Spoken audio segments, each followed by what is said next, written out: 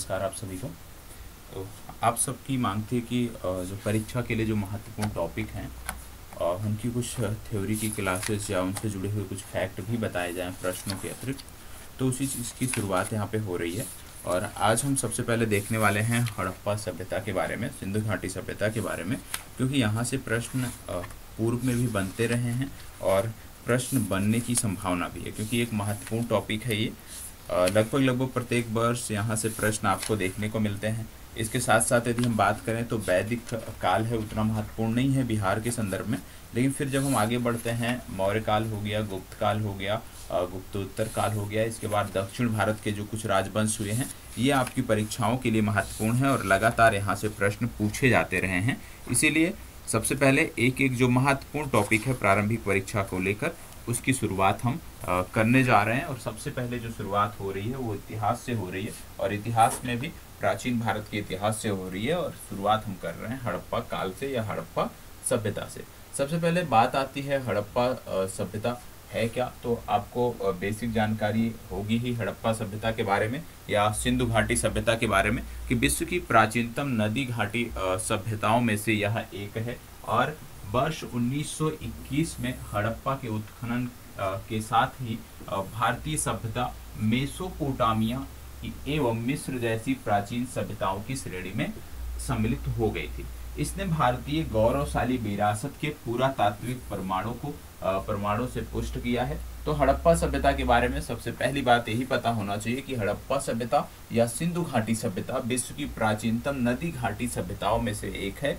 वर्ष 1921 में सर्वप्रथम हड़प्पा के उत्खनन हुआ और उसी के साथ ही जो समकालीन सभ्यताएं थी, जैसे मेसोपोटामिया थी, मिस्र जैसी प्राचीन जो सभ्यताएं थी, उसकी श्रेणी में जो है ये आपको देखने को मिलता है।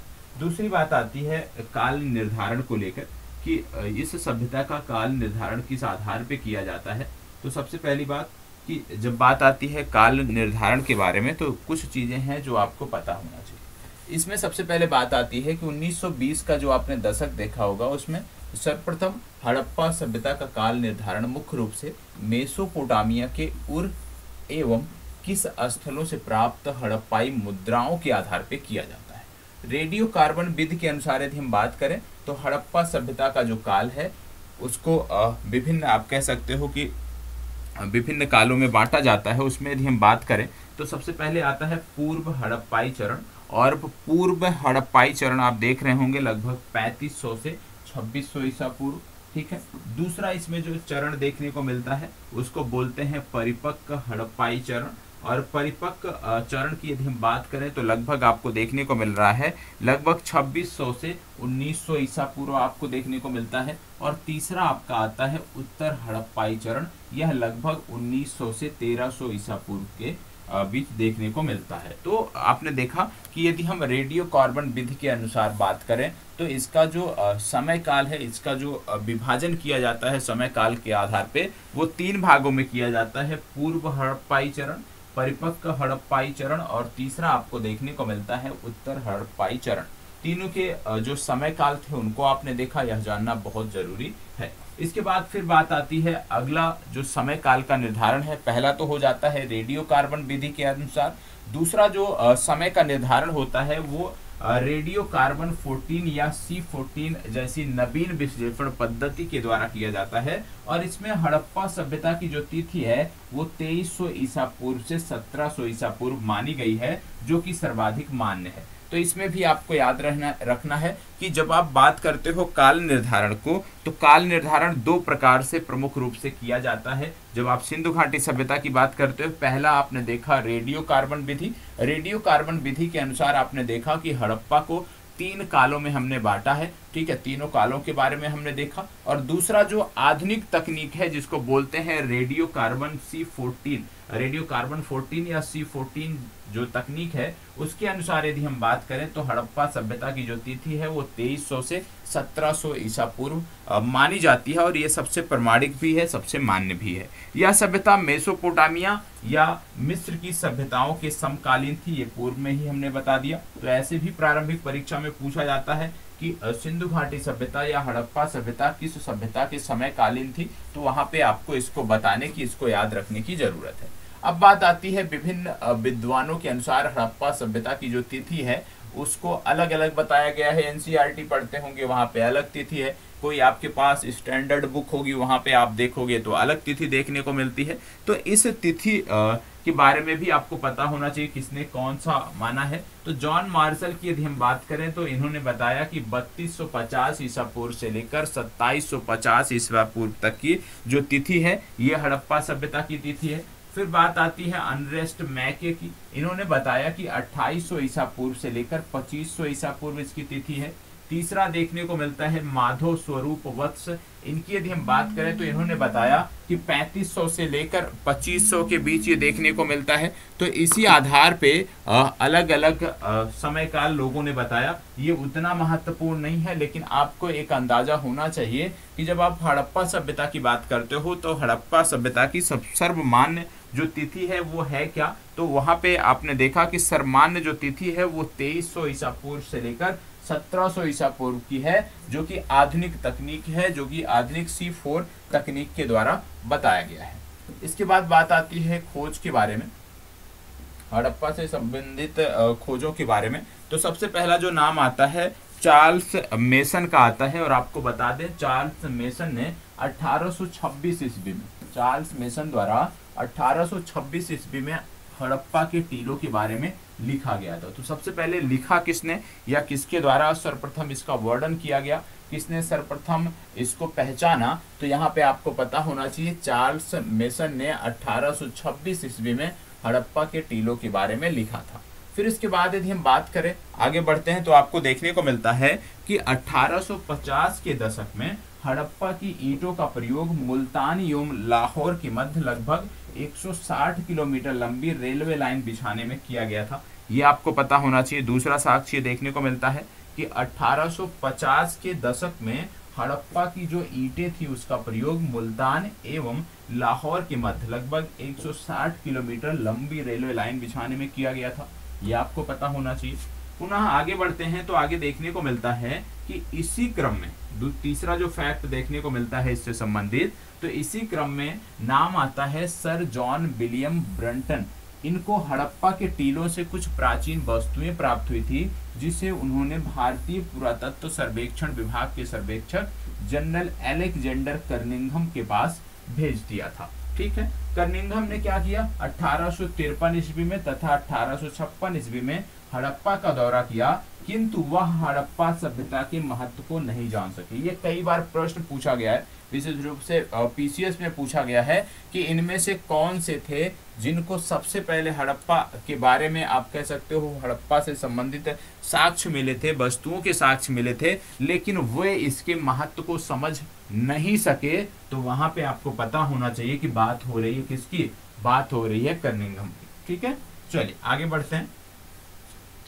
अब यदि हम आगे बढ़ें तो आपको देखने को मिलता है कि इतिहास की यदि हम देखें एक दृष्टि से इतिहास को 3 भागों में बांटा गया है। कौन कौन सा भाग है, पहला आपका आता है प्रागैतिहासिक। प्रागैतिहासिक मतलब इतिहास का वह काल जिसके संबंध में कोई लिखित सामग्री प्राप्त नहीं है, उसको बोलते हैं प्रागैतिहासिक। दूसरा है आर्द्र ऐतिहासिक।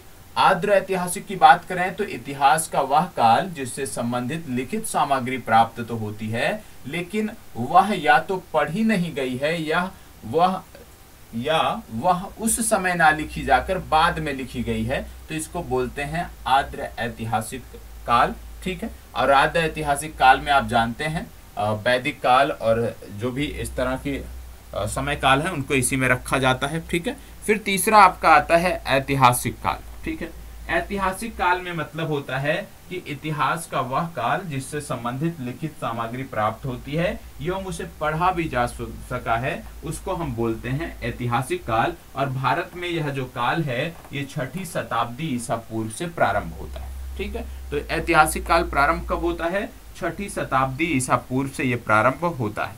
चलिए हम बात कर रहे थे खोजों के बारे में। तो खोजों के बारे में यदि हम आगे बढ़ते हैं तो हमें देखने को मिलता है सबसे पहले एक नाम आता है हीरानंद शास्त्री।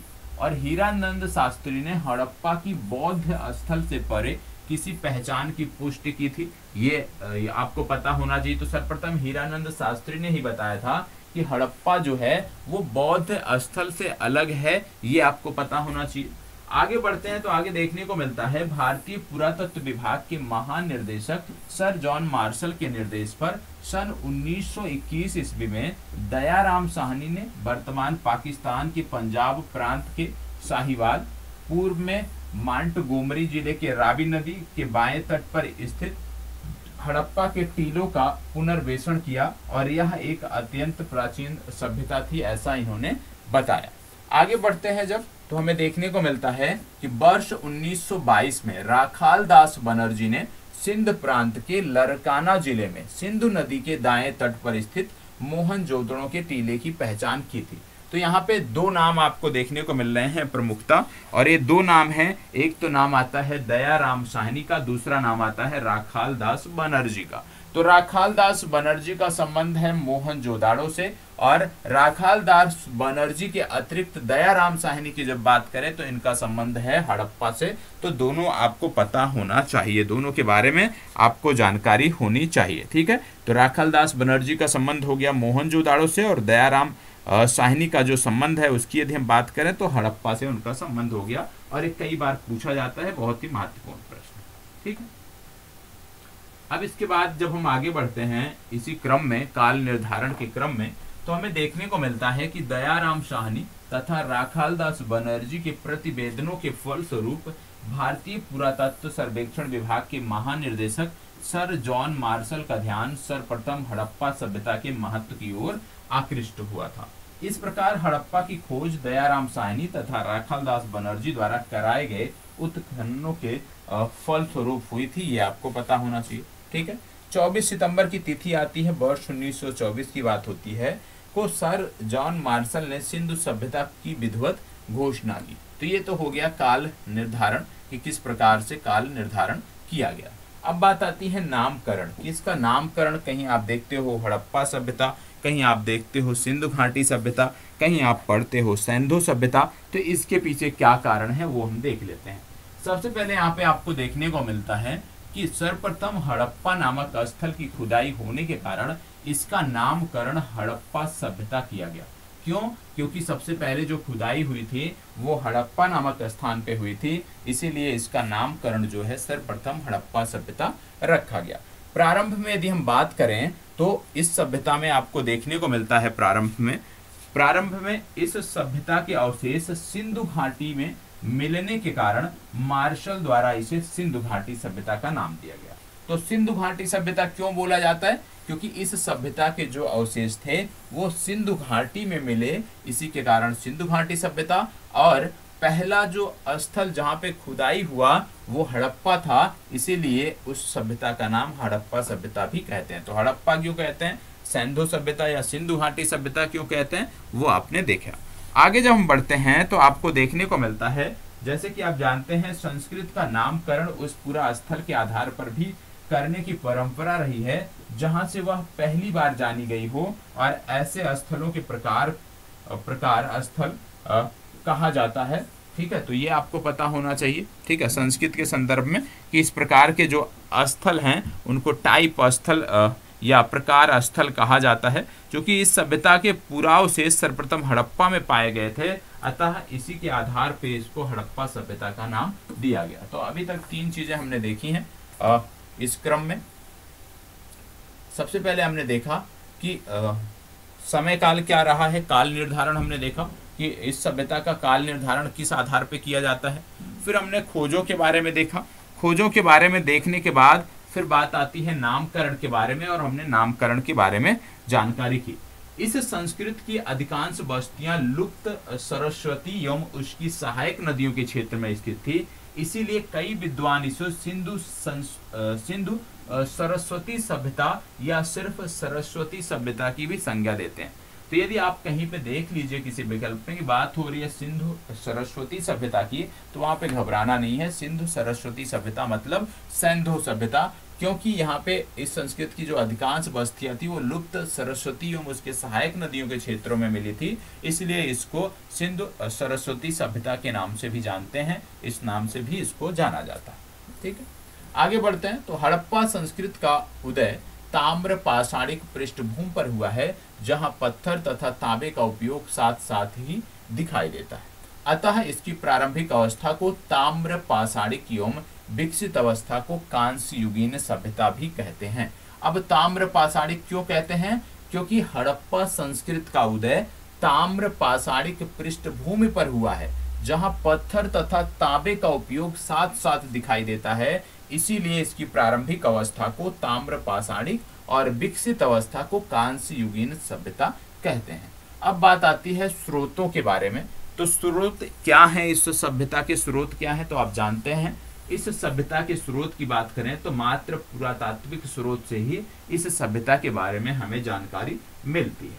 अब बात आती है विस्तार की, कि इस सभ्यता का जो विस्तार है वो कहाँ पे देखने को मिलता है। तो आइए इसके विस्तार के बारे में भी बात करते हैं। सबसे पहले विस्तार के बारे में आगे बढ़ने से पहले आपको बता दें कि वर्ष 1947 ईस्वी में हड़प्पा सभ्यता से संबंधित 40 बस्तियां ही ज्ञात थी। ठीक है। वर्तमान में भारतवर्ष, पाकिस्तान तथा अफगानिस्तान में 1400 से ज्यादा हड़प्पा बस्तियां प्रकाश में आ चुकी हैं। इनमें से 925 बस्तियां भारत में तथा 475 बस्तियां पाकिस्तान एवं अफगानिस्तान में स्थित हैं। कहने का मतलब है कि यदि हम बात करें कि हड़प्पा सभ्यता से जुड़ी हुई सबसे ज्यादा बस्तियां किस देश से संबंधित हैं, तो आपको जवाब देना होगा कि सबसे ज्यादा जो बस्तियां हैं वो भारत से संबंधित हैं और कुल टोटल 1400 बस्तियां अभी तक प्रकाश में आई हैं भारत, पाकिस्तान और अफगानिस्तान को मिलाकर, जिनमें से 925 बस्तियां जो हैं वो सिर्फ और सिर्फ कहां पे स्थित हैं? सिर्फ और सिर्फ वो भारत में स्थित हैं। हड़प्पा सभ्यता के क्षेत्र की सीमा पश्चिम में सुत्त-कोंगेडोर जो बलूचिस्तान में स्थित है। पूरब में यदि हम बात करें तो आलमगीरपुर, ये मेरठ जिला में है, उत्तर प्रदेश में आता है। ठीक है। तो पूर्व हमने देख लिया, पश्चिम हमने देख लिया। हमने देखा कि पश्चिम में सुत्त-कोंगेडोर नामक स्थान, पूरब में हमने बात किया आलमगीर नामक स्थान, और उत्तर में यदि हम बात करें तो जम्मू कश्मीर का मांडा नामक स्थान, और दक्षिण में यदि हम बात करें तो महाराष्ट्र का दैमाबाद जो स्थान है वहां पे पड़ता है। तो हमने चार, इसके विस्तार के बारे में जब बात किया तो 4 स्थानों का जिक्र किया, पूरब, पश्चिम, उत्तर और दक्षिण। हमने पूरब के बारे में जब हमने बात किया तो हमने देखा आलमगीरपुर जो जिला मेरठ उत्तर प्रदेश से संबंधित है। जब हमने पश्चिम के बारे में बात किया तो हमने देखा सुत्त-कोंगेडोर जो बलूचिस्तान प्रांत में स्थित है। जब हमने उत्तर की बात किया तो हमने देखा जम्मू कश्मीर का मांडा नामक स्थान, और जब दक्षिण की हम बात करते हैं तो दैमाबाद जो कि महाराष्ट्र में पड़ता है, वहां पर इसका विस्तार देखने, मतलब ये उसके बॉर्डर वाले इलाके हैं जहां से इसका आप कह सकते हो सीमाकरण होता है। तो पूर्व में कहां से होता है, पश्चिम में कहां से होता है, उत्तर में कहां से होता है, दक्षिण में कहां से होता है, ये हमने देखा। अब बात आती है हड़प्पा सभ्यता का जो कुल भौगोलिक क्षेत्र है, यदि हम बात करें तो मिस्र की सभ्यता के क्षेत्र से 20 गुना तथा मिस्र और मेसोपोटामिया की सभ्यता के कुल सम्मिलित क्षेत्र से 12 गुना विशाल है। यहाँ से एक फैक्ट हमें और भी पता चलता है कि समकालीन जो सभ्यताएं थी उनमें सबसे विस्तृत क्षेत्र पर जो सभ्यता थी, जो सबसे बड़े भौगोलिक क्षेत्र पर फैली हुई सभ्यता थी, वो आपकी हड़प्पा सभ्यता थी। और हड़प्पा सभ्यता समकालीन सभ्यताओं में, जैसे मिस्र की सभ्यता की बात करें तो उससे 20 गुना बड़े क्षेत्र पर, और मिस्र और मेसोपोटामिया दोनों को यदि हम मिला लें, मिस्र की सभ्यता और मेसोपोटामिया दोनों की सभ्यताओं को यदि हम मिला लें तो उनके कुल 12 गुना के क्षेत्र पर थी। ये आपको पता होना चाहिए। ठीक है। यदि पूछ लिया जाए इसका आकार क्या था, कई बार पूछा जाता है, तो याद रखिएगा इसका आकार जो था ये त्रिभुजाकार था, यह आपको पता होना चाहिए। तो सिंधु घाटी सभ्यता या हड़प्पा सभ्यता का जो आकार था किस प्रकार का था, त्रिभुजाकार आकार था, ये आपकी जानकारी में होना चाहिए। अब बात आती है सिंधु घाटी की निर्माता। आइए देख लेते हैं सिंधु घाटी की निर्माता। सॉरी, इसमें आपको देखने को मिलता है कि किसी प्रजाति विशेष द्वारा सिंधु सभ्यता के परिवर्तन या संस्थापन करने के संबंध में इतिहासकारों एवं पुरातत्वविदों के मध्य काफी मतभेद है। प्राप्त साक्ष्यों से पता चलता है कि मोहनजोदाड़ो की जो जनसंख्या थी वह एक मिश्रित प्रजाति थी, जिसमें कम से कम 4 प्रजातियां थी। ठीक है। अब यहाँ पे बताया जा रहा है कि जो मोहनजोदाड़ो की जनसंख्या थी उसमें 4 प्रजातियां थीं, और ये 4 प्रजातियां कौन कौन सी थी आइए देख लेते हैं। इनमें सबसे पहले आता है प्रोटो ऑस्ट्रेलाइड, दूसरा आता है भूमध्य सागरीय, तीसरा आता है अल्पाइन और चौथा आता है मंगोलायड। ठीक है, तो 4 प्रकार की जातियां जो हैं, प्रजातियां उस समय विशेष में मोहनजोदाड़ो में रहती थी।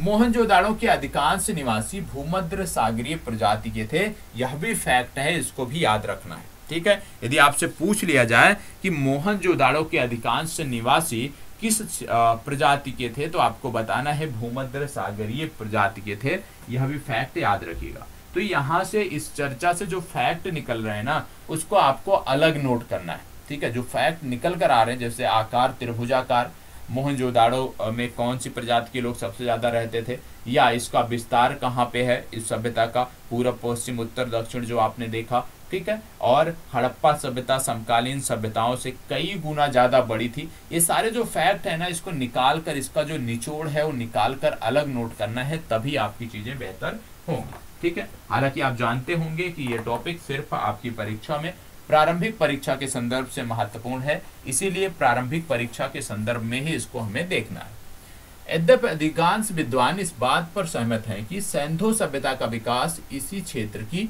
पूर्ववर्ती सभ्यताओं से हुआ है, तथा सभ्यता के मामूली परिवर्तनों के साथ इस सभ्यता के वर्तमान क्षेत्रों के लोगों के पूर्वज रहे होंगे, ऐसा मानना है, उस पर ज्यादा हमें नहीं जानना।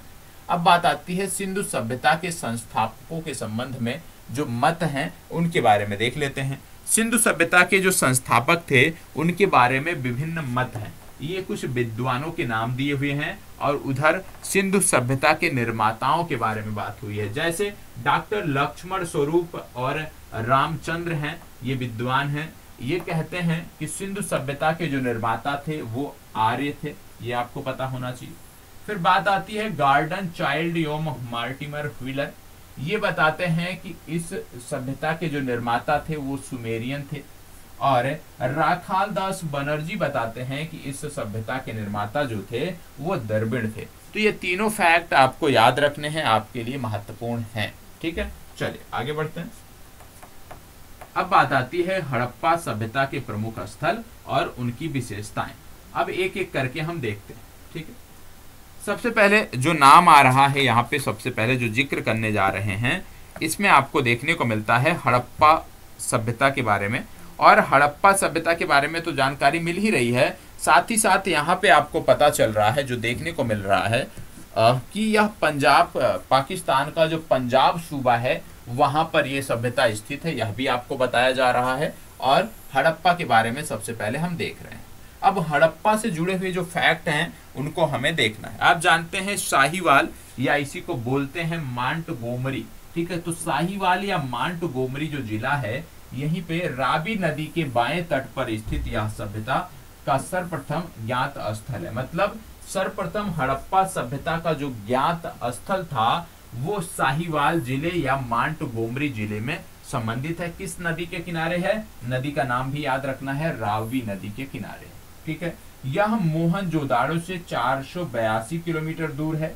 यह मोहनजोदाड़ो से सिंधु नदी द्वारा जुड़ा था। याद रखिएगा, यदि आपसे पूछ लिया जाए कि हड़प्पा सभ्यता मोहनजोदाड़ो सभ्यता से किस नदी के माध्यम से जुड़ी थी, तो आपको बताना है हड़प्पा सभ्यता मोहनजोदाड़ो की सभ्यता से सिंधु नदी द्वारा जुड़ी थी, ये आपको पता होना चाहिए। हड़प्पा में सर जॉन मार्शल के नेतृत्व में दयाराम साहनी ने पुनर्वेक्षण करते हुए वर्ष 1923-24 ईस्वी में तथा 1924 और 25 ईस्वी के मध्य उत्खनन कराया था। इसके बाद माधव स्वरूप वत्स ने यहाँ उत्खनन कराया। ठीक है, तो ये उतना महत्वपूर्ण नहीं है किसने उत्खनन कराया, लेकिन हाँ यहाँ से कुछ फैक्ट अभी तक जितने हमने देखे निकल के आते हैं। सबसे पहली बात कि साहिवाल या मांटगोमरी जिले में रावी नदी, ये आपको याद रखना है। दूसरा आपको याद रखना है कि यह हड़प्पा सभ्यता का सर्वप्रथम ज्ञात स्थल था। ठीक है, यहाँ पे, और यह मोहनजोदाड़ो से सिंधु नदी द्वारा जुड़ा हुआ था। तो ये जो स्थल था, पहला जो स्थल था, वो हड़प्पा सभ्यता और मोहनजोदाड़ो सभ्यता का जो आप कह सकते जुड़ाव था वो सिंधु नदी के द्वारा था। ठीक है, और इससे संबंधित व्यक्ति कौन है? तो दयाराम साहनी का नाम आपको याद रखना है। अब यहाँ पे कुछ चीजें और हैं। यहाँ पे बताया जा रहा है कि हड़प्पा के पश्चिमी दुर्ग टीले की रक्षा प्राचीर का जो स्वरूप ज्ञात करने तथा रक्षा प्राचीर और समाधि R37 के मध्य संबंध स्थापित करने के लिए वर्ष 1946 ईस्वी में मार्टिमर व्हीलर ने सीमित स्तर पर उत्खनन कराया था।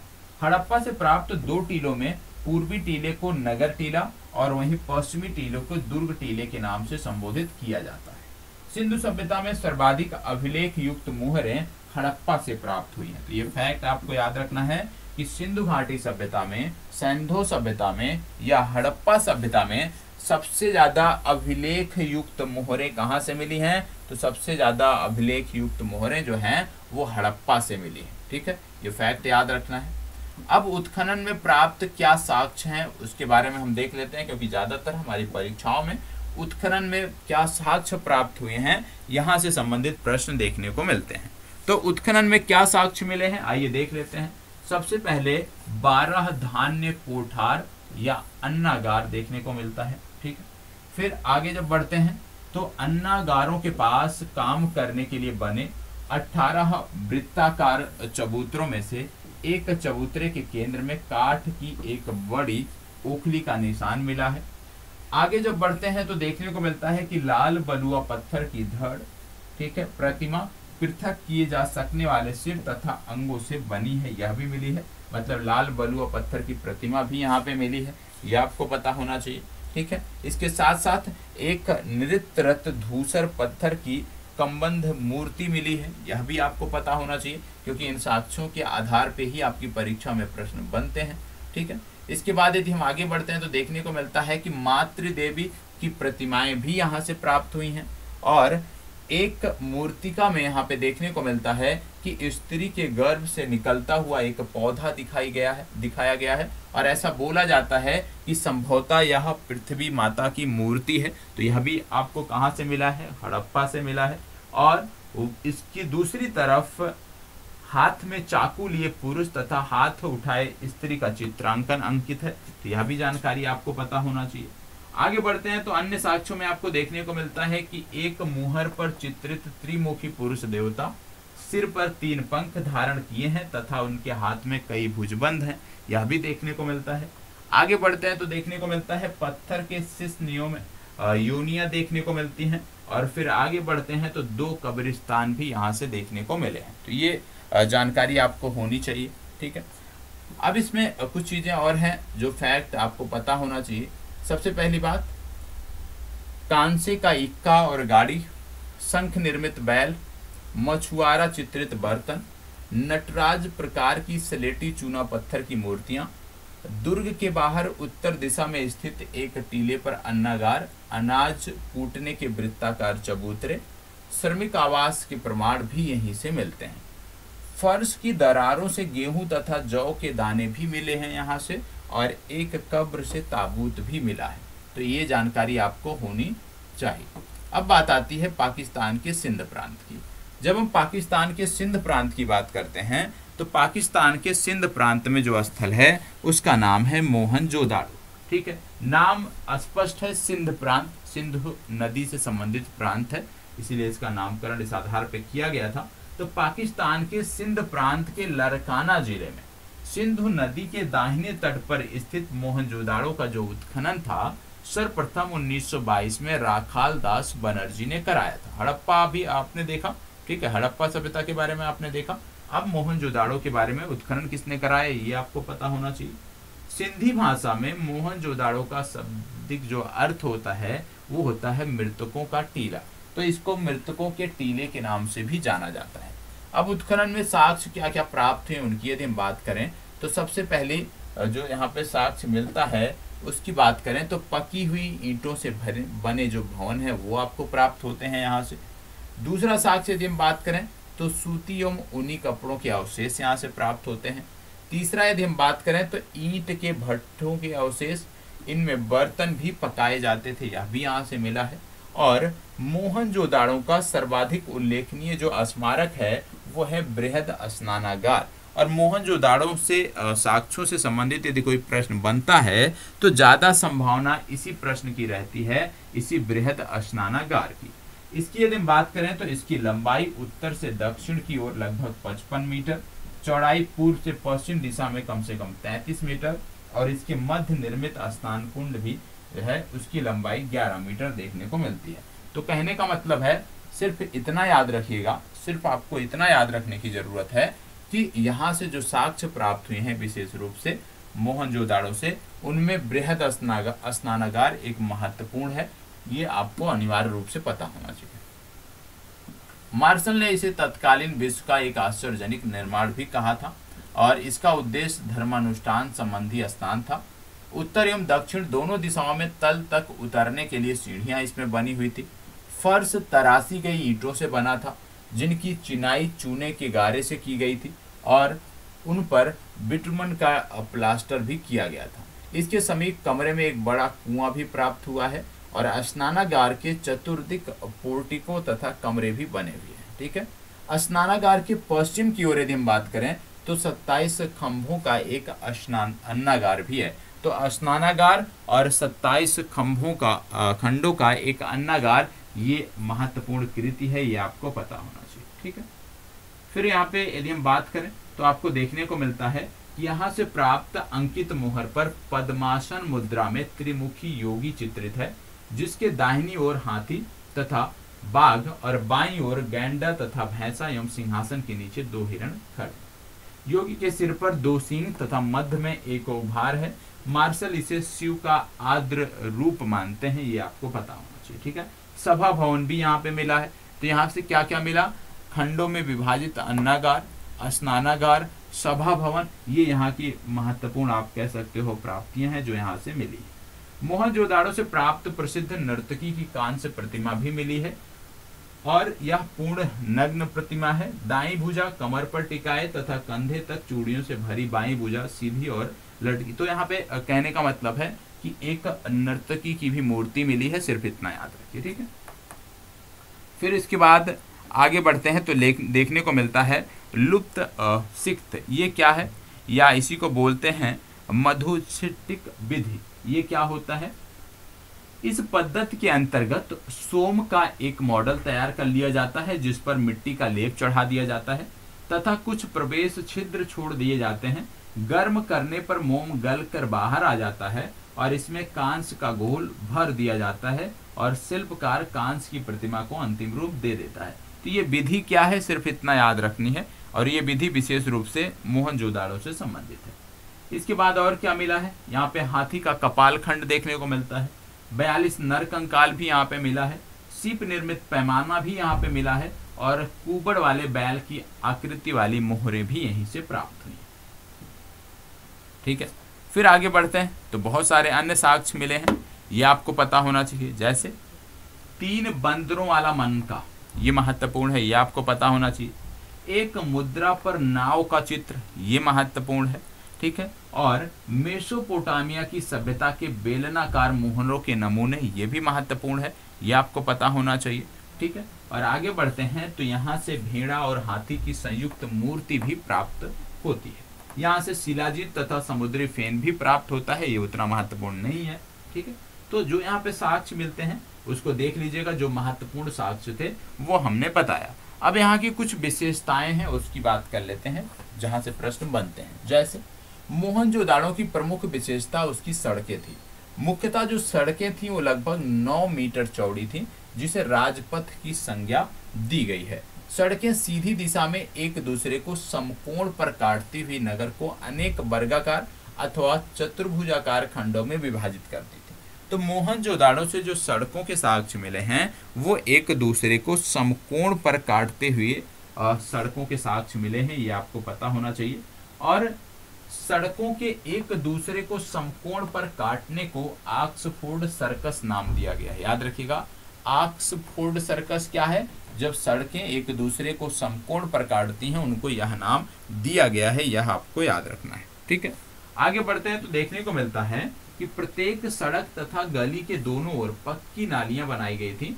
किसी किसी स्थान पर बड़ी नालियों के बीच में गड्ढे भी बना दिए जाते थे, जिससे नाली का कूड़ा करकट एकत्र होता था। नालियां पत्थर की पट्टियों से ढकी होती थी, तो ये भी आपको पता हो गया।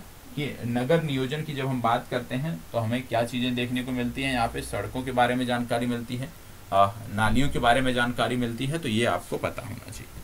अगले स्थल की बात करें तो अगला स्थल आता है चाहुंदड़ो। ठीक है, चाहुंदड़ो की बात करें तो ये लगभग मोहनजोदाड़ो से 130 किलोमीटर दक्षिण पूर्व में स्थित स्थल है। सिंधु नदी से 21 किलोमीटर, सिंधु प्रांत में सिंधु नदी से 21 किलोमीटर दूर है। या इसकी खोज 1931 में NG मजूमदार ने की थी। ये नाम महत्वपूर्ण है। देखो, स्थलों की खोज किसने किया ये आपके लिए महत्वपूर्ण होता है। तो इसकी खोज जो है ये NG मजूमदार ने की थी। लेकिन ध्यान रखिएगा, जब बात आती है कि इसका व्यापक स्तर पर उत्खनन किसने कराया तो JH मैके के नाम याद रखिएगा। JH मैके ने इसका उत्खनन व्यापक स्तर पर कराया था। यहाँ से सैंधो संस्कृत के अतिरिक्त प्राक हड़प्पा संस्कृत, जिसे झूकर या झांगर संस्कृत भी कहते हैं, उसके भी अवशेष यहाँ से मिले हैं। उत्खनन में प्रयुक्त जो महत्वपूर्ण साक्ष्य मिले हैं, यदि हम उनकी बात करें तो यहाँ पे आप देख सकते हैं कि बहुत ज़्यादा कुछ नहीं है, लेकिन कुछ चीज़ें हैं जो आपको याद रखने की ज़रूरत है। इनमें सबसे पहले आप देखते हैं मैके को यहाँ से मनका बनाने का कारखाना मिला है। तो मनका बनाने का कारखाना कहाँ से मिला तो याद रखिएगा, मनका बनाने का जो कारखाना है वो आपको चाहुंदड़ो से मिला है। लिपस्टिक का साक्ष्य कहाँ से मिला है, चाहुंदड़ो से मिला है। 3 बड़े टीले कहाँ पे मिले हैं, चाहुंदड़ो से मिले हैं। यह एक ऐसा स्थल है जहाँ वक्राकार ईंटें भी मिली हैं। तो यह भी पूछा जाता है कि वक्राकार ईंटें किस स्थल से मिली हैं, तो बताना है चाहुंदड़ो। ईंटों पर एक बिल्ली का पीछा करते हुए कुत्ते के पंजों के चिन्ह भी मिले हैं। ये कहाँ से मिले हैं तो चाहुंदड़ो से मिले।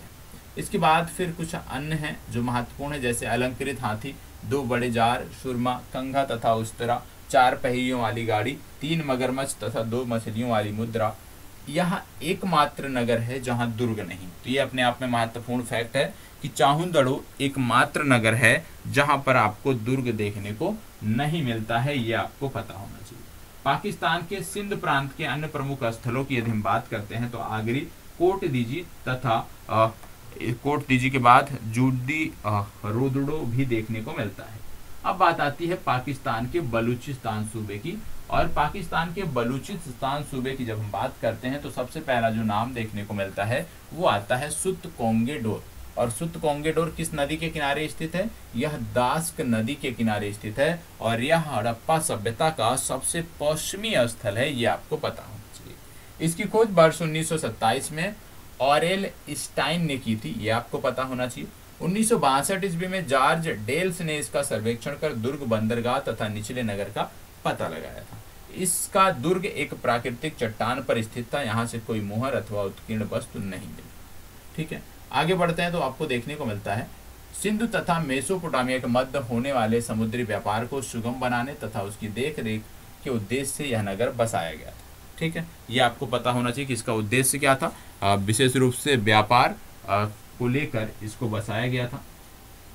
फिर बात आती है अगला जो आपको देखने को मिलता है, इसमें उसको बोलते हैं सोतका कोह। सोतका कोह क्या था, ये था सुत कोंगेडोर के पूर्व में सादिकौर नदी के तट पर स्थित था। इसकी खोज जॉर्ज डेल्स द्वारा की गई थी, ये आपको पता होना चाहिए। ठीक है, अब बात आती है खनन से यहाँ पे, उत्खनन से यहाँ पे मिला क्या, तो यहाँ पे 2 टीले मिले हैं जिसका आकार सुत कोंगेडोर जैसा है। सैंधो बर्तनों के सामान मृदभांड यहाँ से मिले हैं। और बलूचिस्तान के अंत प्रांतों में यदि हम बात करें तो उनको याद रखने की जरूरत नहीं है। अब ये जो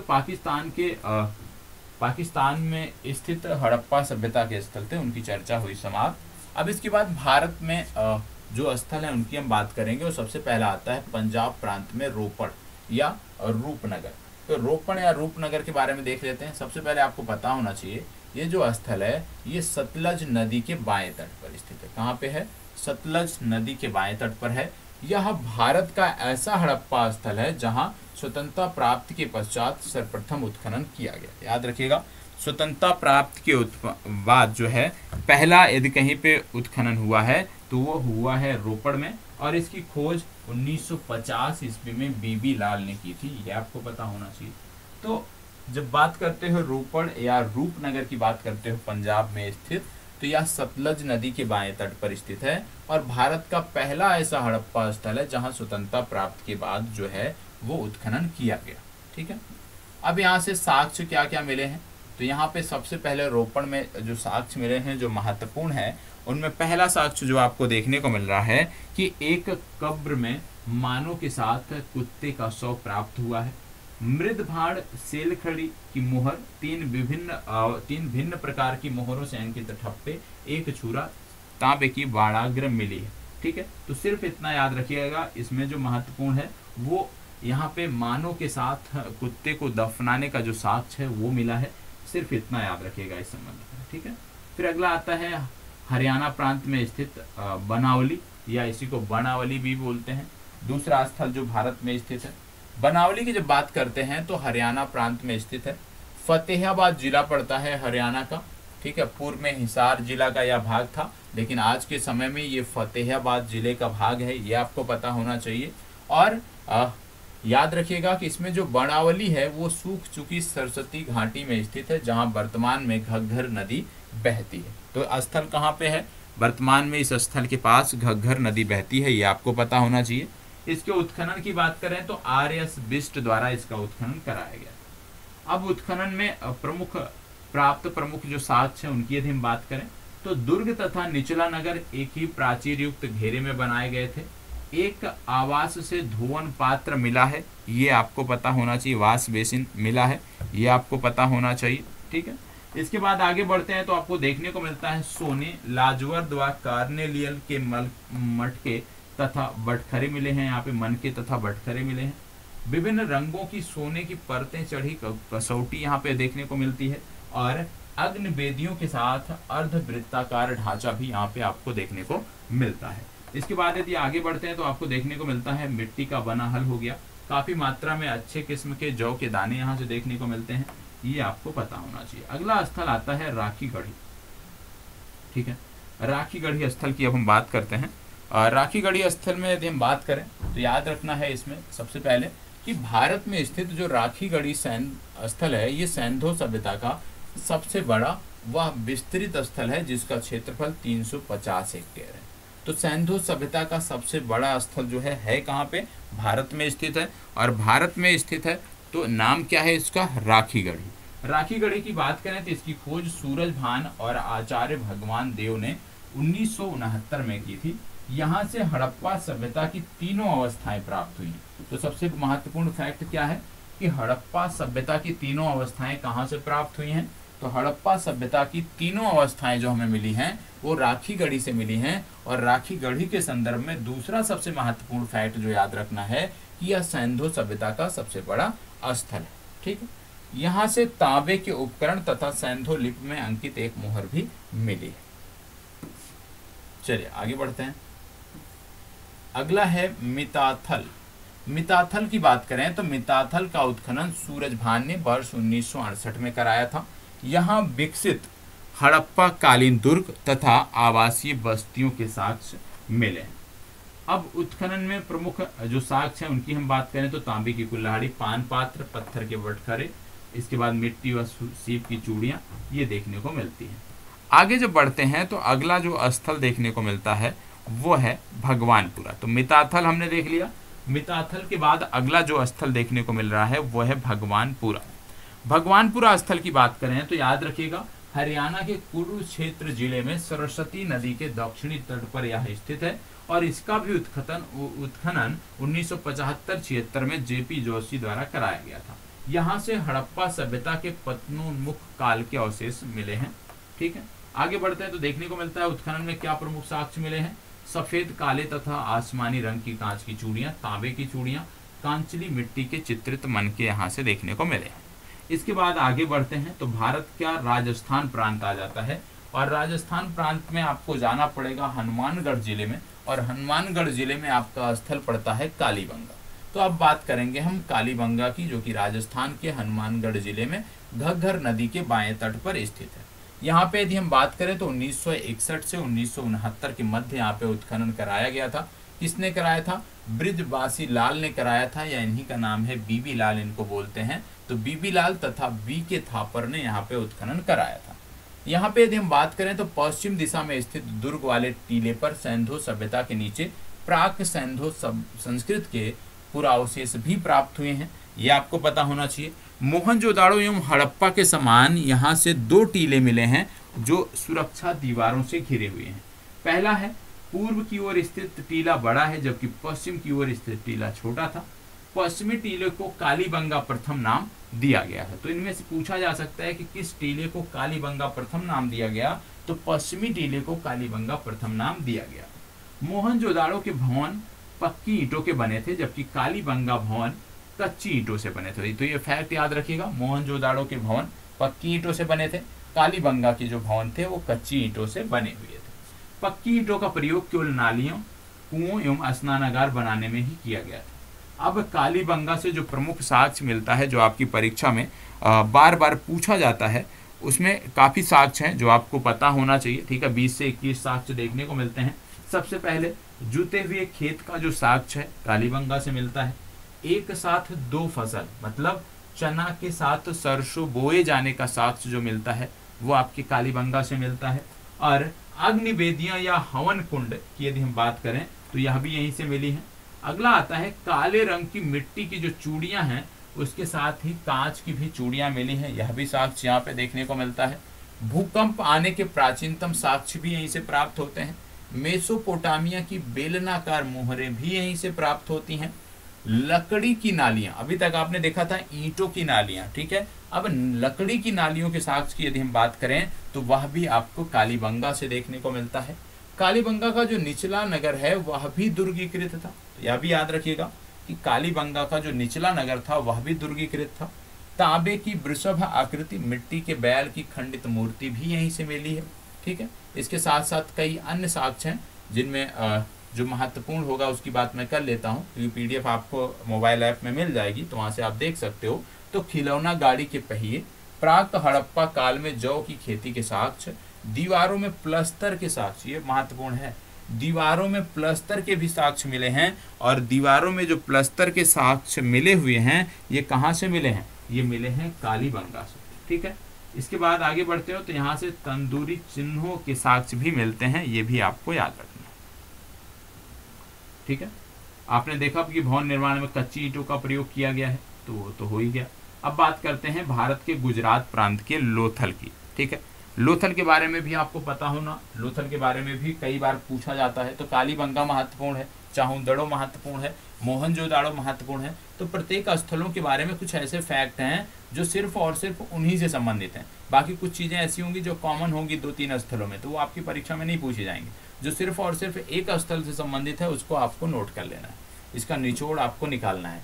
अब बात आती है भारत के गुजरात प्रांत की। भारत के गुजरात प्रांत में जाते हैं तो सबसे पहले देखने को मिलता है लोथल।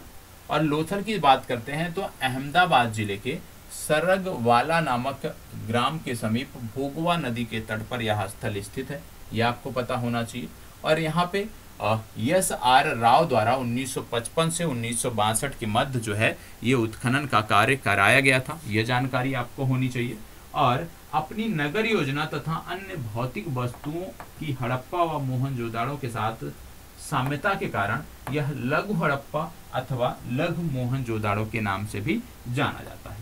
सागर तट पर स्थित यह पश्चिम एशिया से व्यापार हेतु एक प्रमुख केंद्र था। लोथल में गढ़ी तथा नगर दोनों एक रक्षा प्राचीर से घिरे होते थे, इसके भी साक्ष्य हमें देखने को मिलते हैं। अब यहाँ से क्या क्या उत्खनन में मिला है यह भी अपने आप में महत्वपूर्ण है। सबसे पहला जो साक्ष्य है और सबसे महत्वपूर्ण साक्ष्य है क्या है, पक्की ईंटों से बना बंदरगाह, मतलब बंदरगाह एकमात्र था जो था लोथल, ये आपको याद रखना है। ठीक, दूसरा यह विश्व का प्राचीनतम गोदीबाड़ा था, यह भी आपको याद रखना है। अभी तक जो भी साक्ष्य मिले हैं पूरे विश्व में उनमें से सबसे प्राचीनतम गोदीबाड़ा यहीं से देखने को मिलता है। युगल समाधान की जो चर्चा है वो इसी के संदर्भ में होती है। यहाँ से धान और बाजरे के साक्ष्य मिलते हैं, ये आपको पता होना चाहिए। फारस की मोहरें और पक्के रंग से रंगे हुए पात्र भी यहीं से प्राप्त होते हैं। एक हाथी दांत का पैमाना तथा एक सीप का बना पैमाना भी यहीं से मिलता है। ठीक है, आगे जब बढ़ते हैं तो रंगाई का कुंड तथा सूती वस्त्र, आटा पीसने वाली पत्थर की चक्की, मन के बनाने का कारखाना, वृत्ताकार और चौकोर अग्नि स्तंभ भी यहीं पे देखने को मिलते हैं। तो ये कुछ फैक्ट हैं जो आपको पता होना चाहिए। ठीक है, अगला आता है रंग। रंगपुर की बात करें तो सुरेंद्र नगर जिले में भादर नदी के तट पर यह स्थित है, यह आपको पता होना चाहिए रंगपुर की जब बात करते हैं। ठीक है, यहाँ पे MS वत्स ने उत्खनन कराया था और 1953 से 56 के बीच SR राव द्वारा यहाँ पे उत्खनन कराया गया था। उत्खनन में प्राप्त प्रमुख साक्ष्य की बात करें तो धान की भूसी के अवशेष और यहाँ से बाजरे एवं ज्वार के भी साक्ष्य प्राप्त हुए हैं। अब बात आती है सुत कोतड़ा की। ठीक है, कहीं कहीं बोला जाता है सुत कोतदा या कहीं कहीं बोला जाता है सुत कोतड़ा, तो जो भी आप पढ़ते हैं कोई दिक्कत नहीं है। ठीक है, अब यहाँ पे बात हो रही है सुत कोतड़ा की। यहाँ पे बात करेंगे तो कच्छ जिले में यह स्थित है। 1964 में जगपति जोशी ने यहाँ पे उत्खनन कराया और अन्य नगरों के विपरीत यह नगर 2 दुर्गीकृत भागों में गढ़ी तथा आवास क्षेत्र में विभाजित था। ठीक है, तो गढ़ी तथा आवास क्षेत्र में विभाजित एकमात्र नगर जो था वो था आपका सुतकोतड़ा। यहाँ पे साक्ष्य क्या मिलते हैं? सबसे पहले नियमित आवास के साक्ष्य मिलते हैं, पत्थर की चिनाई वाले भवनों के भी साक्ष्य मिले हैं, कलश समाधान का भी यहाँ पे उदाहरण देखने को मिलता है और घोड़े की अस्थियां यहाँ पे मिलती हैं। अब बात हो रही है घोड़े की, तो घोड़े की उपस्थिति के बारे में कुछ चीजें यहाँ पे हम देख लेते हैं। घोड़े की उपस्थिति के बारे में जब हम बात करते हैं तो यहाँ पे कुछ साक्ष्य दिए हैं, उसको भी हम यहाँ पे बात करेंगे। यहाँ पे बताया गया है कि हड़प्पा में घोड़े की उपस्थिति के विषय में अभी बहस जारी है, किंतु अस्तर विन्यासों से इसकी प्राप्ति हुई है तथा इसकी प्रजातियां कौन सी थी जैसे अभी मुद्दे जो थे वो विवाद के विषय में है, मतलब विवाद, उन पर विवाद है। उदाहरणार्थ यदि हम बात करें तो विभिन्न हड़प्पा स्थलों से प्रतिवेदित हड्डियां गधखुर प्राप्त हुए हैं, पालतू घोड़े की अस्थियां प्राप्त हुई हैं। तो यहाँ पे बहुत सारे जो साक्ष्य मिले हैं उस पर यहाँ पे बात हो रही है, उस पर बताया जा रहा है कि अभी ये नहीं पता चल पाया है कि कौन सी प्रजाति के घोड़े हुआ करते थे, इन सब के बारे में अभी जानकारी नहीं मिल पाई है। लेकिन जो साक्ष्य मिले हैं वो इस तरफ जरूर इशारा करते हैं कि यहाँ से घोड़े के साक्ष्य मिले होंगे। ठीक है, तो घोड़े के अस्तित्व को नकारा नहीं जा सकता है। अगला जो देखने को मिलता है वो आपका आता है धौलावीरा। ठीक है, धौलावीरा भी यदि हम बात करें तो कच्छ जिले में स्थित है, आपको पता होना चाहिए। कच्छ जिले के यदि हम बात करें तो भचाऊ तालुके में ये स्थित है, ये आपको पता होना चाहिए। भचाऊ तालुका है, वहाँ पे स्थित है और इसकी खोज 1967 से 68 ईस्वी में JP जोशी ने की थी, ये आपको पता होना चाहिए।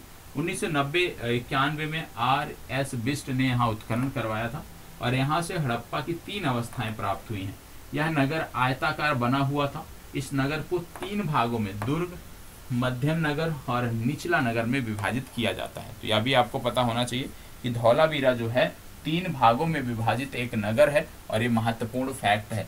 ठीक है, और यहाँ से अगला जो फैक्ट देखने को मिलता है वो देखने को मिलता है उन्नत जल प्रबंधन। तो जब धौलावीरा की बात करते हो तो 3 भागों में विभाजित नगर, उन्नत जल प्रबंधन, ये सभी के सभी साक्ष्य धौलावीरा से देखने को मिलते हैं। ठीक है, आइए साक्ष्यों की बात कर लेते हैं। जैसे वर्षा जल एकत्र किया जाने वाला तालाब, इसी से कह रहे हैं हम कि उन्नत जल प्रबंधन यहाँ पे देखने को मिलता है। घोड़े की कलाकृतियों के अवशेष देखने को मिलते हैं। बड़ी संख्या में पॉलिशदार श्वेत पाषाण कुंड देखने को मिलते हैं और सैंधो लिप के 10 बड़े अक्षर यहाँ पे देखने को मिलते हैं। फिर बात आती है अगला देसलपुर की। ठीक है, देसलपुर स्थल की बात आ रही है। देसलपुर स्थल की बात करें तो कच्छ क्षेत्र में मोहनजोदाड़ो तथा लोथल के मध्य यह स्थल स्थित है। यहाँ के बी सौंदराजन ने 1964 ईस्वी में उत्खनन कराया था। कब हुआ था? 1964 ईस्वी में। और साक्ष्य क्या मिले हैं? यहाँ से साक्ष्य की यदि हम बात करें तो सबसे पहले सेलखड़ी तथा तांबे की एक मुहर, ठीक है, गाड़ियों के पहिए, मिट्टी तथा जेस्पर के बाट और एक सुरक्षा प्राचीर जिनमें स्थान स्थान पर बुर्ज बने हुए हैं, ये मिले हैं। अगला जो स्थान आता है वो आता है कुंतसी। देखो ये सारे स्थान ना आपकी कोई भी मानक पुस्तक होगी उसमें देखने को नहीं मिलेंगे। ठीक है, तो बहुत सारे फैक्ट ऐसे हैं जो अन्य पुस्तकों में देखने को नहीं मिलते हैं, इकट्ठे किए गए हैं, तो उसको उस आधार पे आप लेकर चलिएगा। तो कुंतसी की बात करें तो यह राजकोट जिले में स्थित स्थान है और इसका उत्खनन जो था वो M.K. धावलिकर द्वारा किया गया था। ठीक है, उत्खनन में प्राप्त साक्ष्य क्या है? बहुत ज़्यादा महत्वपूर्ण नहीं है, तो इस पर नहीं जाना है। सिर्फ इसमें क्या है कि इस तरह के जो छोटे छोटे स्थान हैं उनके संदर्भ में सिर्फ इतना याद रखिए कि वो हैं कहाँ पे, किस राज्य से संबंधित है। इतना यदि याद रखते हैं तो आपका काम यहाँ पे हो जाएगा। और आप अभी जान रहे हैं कि जो हम चर्चा कर रहे हैं वो गुजरात प्रांत की कर रहे हैं, तो जो भी चर्चा थी इससे पहले वो गुजरात प्रांत की थी। ठीक है, अब यहाँ पे बात हो रही है रोजदी की, तो रोजदी सौराष्ट्र जिले में स्थित है, सिर्फ इतना याद रखिए। ठीक है, उत्खनन में क्या प्राप्त हुआ उस पर नहीं जाना है। अगला स्थान है भगत राव। भगत राव की बात करें तो किम नदी के अरब सागर से संगम तट पर यह स्थित है और गुजरात की मुख्य भूमि पर धुर दक्षिण का यह हड़प्पा स्थल है। तो भगत राव भी कहाँ पे है, गुजरात में है, सिर्फ इतना याद रखना है। ठीक है, तो कुछ जो छोटे छोटे स्थल हैं उनके बारे में सिर्फ और सिर्फ इतना याद रखना है कि वो किस प्रांत से संबंध रखते हैं, किस प्रांत से संबंधित है। तो अभी तक छोटे स्थलों में यदि हम बात करें तो हमने भगत राव को देखा, भगत राव के पहले हमने रोजदी को देखा, फिर कुंतसी देखा, देसलपुर हमने देखा। तो ये जो छोटे छोटे स्थल थे इनके बारे में सिर्फ इतना याद रखिए कि किस राज्य से संबंधित थे। अब हम जो बात करने वाले हैं वो हम बात करेंगे महाराष्ट्र प्रांत के स्थलों के, और महाराष्ट्र प्रांत के स्थलों में सबसे पहला जो आता है वो आता है दैमाबाद। ठीक है, महाराष्ट्र प्रांत के स्थलों में सबसे पहला आता है दैमाबाद। अब यहाँ पे लिखा है अहमदाबाद, ये गलत है, अहमदनगर आता है, याद रखिएगा अहमदनगर जिला पड़ता है महाराष्ट्र में। तो अहमदनगर जिले से ये संबंधित है और यह परवरा नदी के बाएं तट पर स्थित स्थल है। तो दैमाबाद कहाँ पे है, ये महाराष्ट्र से संबंधित अहमदनगर जिले से संबंधित स्थल है और परवरा नदी के तट पर है, याद रखिएगा, और इसके बाएं तट पर यह स्थित है। यह हड़प्पा स्थल का सबसे हड़प्पा सभ्यता का सबसे दक्षिणी स्थल है। ठीक है, उत्खनन में प्राप्त प्रमुख साक्ष्यों की बात करें तो यहाँ से सैंधो लिपि की एक मोहर, 2 सींगों की आकृति युक्त बर्तन, युवा पुरुष का समाधान जिसकी कब्र से उत्तर की ओर एक पत्थर रखा गया था। यहाँ से कुछ मृत भांड, तस्करी व प्याले के साक्ष्य मिले हैं। यहाँ से रथ चलाते हुए मनुष्य, साढ़ एवं गैंडे की आकृतियों के साक्ष्य भी प्राप्त हुए हैं। ठीक है, फिर इसके बाद हम आ जाते हैं हड़प्पा के सबसे उत्तरी स्थल के बारे में, और हड़प्पा का जो सबसे उत्तरी स्थल है वो है मांडा। मांडा पड़ता है जम्मू कश्मीर राज्य में। ठीक है, अब जम्मू कश्मीर से संबंधित ये फैक्ट है, तो आइए इसको भी देख लेते हैं। जम्मू कश्मीर के मांडा की जब हम बात करते हैं तो आपको देखने को मिलता है कि अखनूर जिले में चिनाब नदी के दक्षिणी तट पर यह स्थित है। कहाँ स्थित है, अखनूर जिले में चिनाब नदी के दक्षिणी तट पर, और यह विकसित हड़प्पा सभ्यता का सबसे उत्तरी स्थल था। इसके बारे में अभी हमने आपको बताया, और इसका उत्खनन 1982 ईस्वी में जेपी जोशी ने करवाया था। उत्खनन में क्या साक्ष्य प्राप्त हुए हैं यदि हम उसकी बात करें तो एक आधी अधूरी मोहर, कांच से निर्मित पेंचदार पिन, हड्डी के नुकीले बाड़ाग्र। तो इसमें कुछ भी ऐसा साक्ष्य नहीं है जो आपकी परीक्षा में पूछा जाएगा। ठीक है, परीक्षा में पूछे जाने वाले जो साक्ष्यों से संबंधित प्रश्न थे, जैसे मोहनजोदाड़ो हो गया, हड़प्पा हो गया, धौलावीरा हो गया, चाहूदड़ो हो गया, कालीबंगा हो गया, ठीक है, इनसे संबंधित पूछे जाते हैं। इनमें तो कॉमन चीजें हैं तो इनसे संबंधित नहीं पूछा जाएगा, सिर्फ स्थल का नाम किस राज्य से संबंधित है वो याद रखिएगा। यदि परीक्षा में ऐसे मैचिंग को आ जाए कि कुछ स्थलों के नाम दे दिए जाएं और एक तरफ राज्यों के नाम दिए जाएं, आपसे बोल दिया जाए कि इसको सुमेल कीजिए, तो वहां पे आप करने की स्थिति में रहें, इसलिए इसको सिर्फ बताया जा रहा है। ठीक है, यहाँ पे यदि हम बात करें तो अब अगला स्थल आता है आलमगीरपुर, और भारत के उत्तर प्रदेश में है, मेरठ जिले में है, हिंडन नदी के तट पर स्थित है। और हिंडन नदी की बात करें तो यमुना की एक सहायक नदी है। यह सिंधु घाटी सभ्यता का सर्वाधिक पूर्वी स्थल है, इसकी चर्चा भी हमने की थी। ठीक है, तो यहाँ से सिंधु सभ्यता के उत्तरकालीन अवशेष मिले हैं। अब यहाँ पर भी जो अवशेष मिले हैं उन पे आपको नहीं जाना है। ठीक है, उन पे आपको नहीं जाना है, सिर्फ राज्य याद करिएगा कि यह स्थल किस राज्य में है। ठीक है, इसके साथ साथ एक चीज और याद रखिएगा कि उत्तर प्रदेश के 2 अन्य हड़प्पा स्थल जो हैं वो सहारनपुर जिले के बड़ा गांव तथा हुलास हैं। ये जरूर याद रखिएगा कि बड़ा गांव और हुलास जो हैं ये हड़प्पन कालीन स्थल हैं और उत्तर प्रदेश में स्थित हैं। ठीक है, तो आलमगीरपुर इसके अलावा जो आपने देखा कि सबसे पूर्वी स्थल जो उत्तर प्रदेश के से संबंधित है मेरठ से आलमगीरपुर, उसके अलावा 2 और स्थलों का नाम आपको पता होना चाहिए, बड़ा गांव तथा हुलास। अब हम बात कर रहे हैं अगले स्थल की, और अगला स्थल अब हम पहुंच गए हैं अफगानिस्तान। अफगानिस्तान में हम बात करते हैं तो 2 स्थल देखने को मिलते हैं, पहला है मुंडीगाक और दूसरा है सौर तुघई।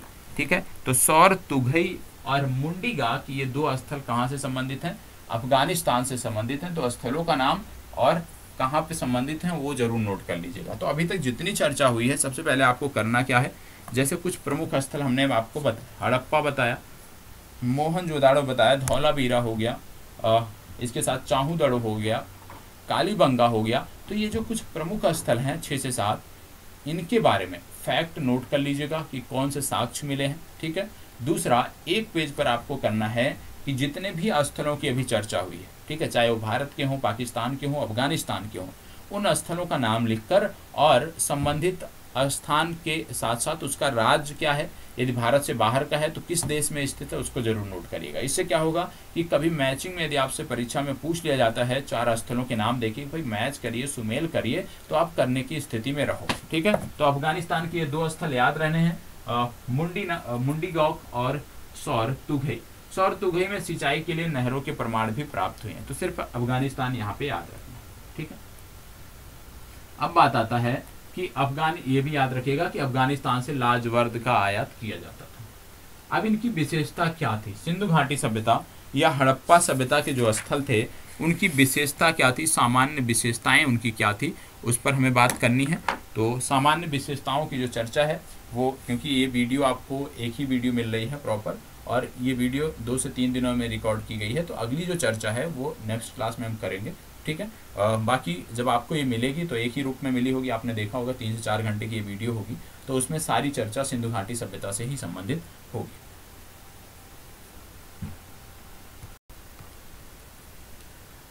अभी तक की चर्चा जो हमारी हुई है उसमें हमने हड़प्पा सभ्यता के सबसे पहले देखा कि किस प्रकार से उसका समय निर्धारण किया जाता है, किस प्रकार से उसका नामकरण किया गया है, इसकी चर्चा हमने किया।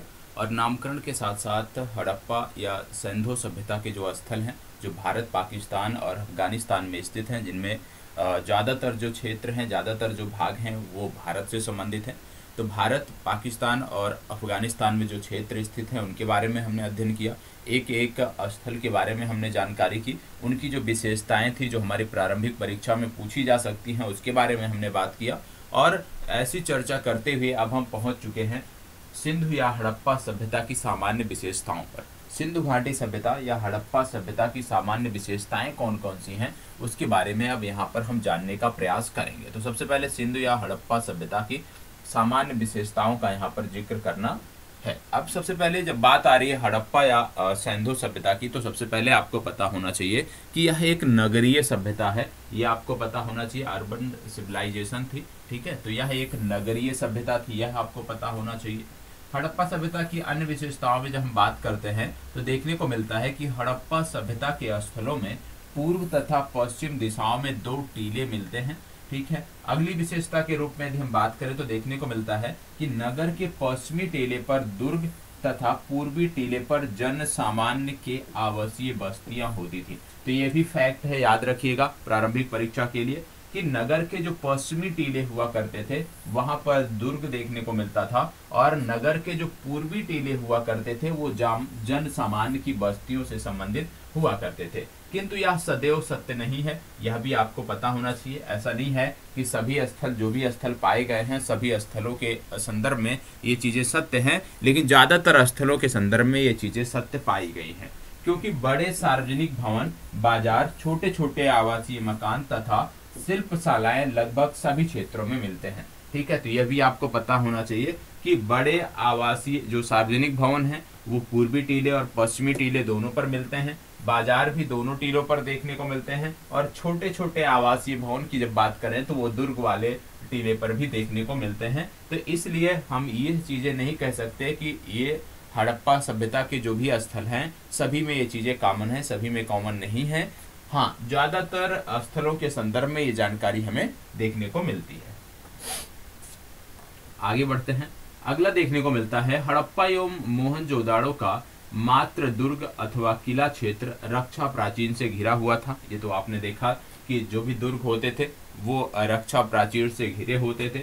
आगे जब बढ़ते हैं तो देखने को मिलता है कि कालीबंगा में नगर तथा दुर्ग दोनों अलग अलग रक्षा प्राचीर से घिरे हुए थे।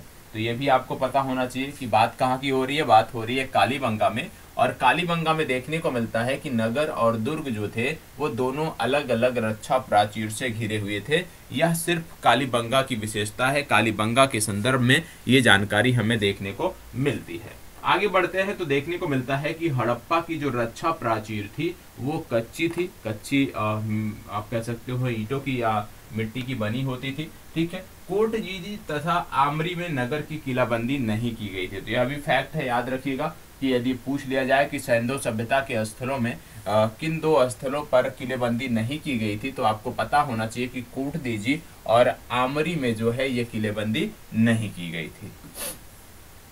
आगे बढ़ते हैं तो देखने को मिलता है पक्की तथा कच्ची ईंटों का प्रयोग इनमें होता था, सही है। लोथल की बस्तियां आयताकार थी। तो यदि आपसे पूछ लिया जाए, क्योंकि आपने देखा ज्यादातर जो बस्तियां होती थी त्रिभुजाकार आपने देखा था आकार, लेकिन यहाँ पे क्या बोला गया है कि लोथल की जो बस्ती थी उसका आकार क्या था, उसका आकार आयताकार था। तो ये फैक्ट है, इसको आपको अलग से नोट भी करना है और अंडरलाइन भी कर लेना है। आगे बढ़ते हैं तो देखने को मिलता है कि सड़कें एक दूसरे को समकोण पर काटती थी। ये तो एक महत्वपूर्ण फैक्ट है। और जब सड़कें एक दूसरे को समकोण पर काटती थी, इसको बोला जाता था ऑक्सफोर्ड प्रणाली। तो यह भी आपको याद रखना है कि ऑक्सफोर्ड प्रणाली कहाँ देखने को मिलती है, तो सैंधव सभ्यता में देखने को मिलती है। ठीक है, मिट्टी की बनी इन सड़कों के किनारे दुकान लगाने के उद्देश्य से चबूतरे बने हुए थे। तो सड़कें किसकी बनी होती थी, सड़कें मिट्टी की बनी होती थी, लेकिन मिट्टी की बनी इन सड़कों के किनारे दुकान लगाने के लिए अलग से चबूतरे भी बने होते थे। मोहनजोदाड़ो की मुख्य सड़क की बात करें तो इसकी जो चौड़ाई थी वो 9.15 मीटर देखने को मिलती थी। सड़कों के दोनों किनारों पर पक्की नालियां भी बनाई जाती थी, मतलब उन्नत जल निकासी की भी व्यवस्था सैंधव सभ्यता के नगरों में देखने को मिलती थी।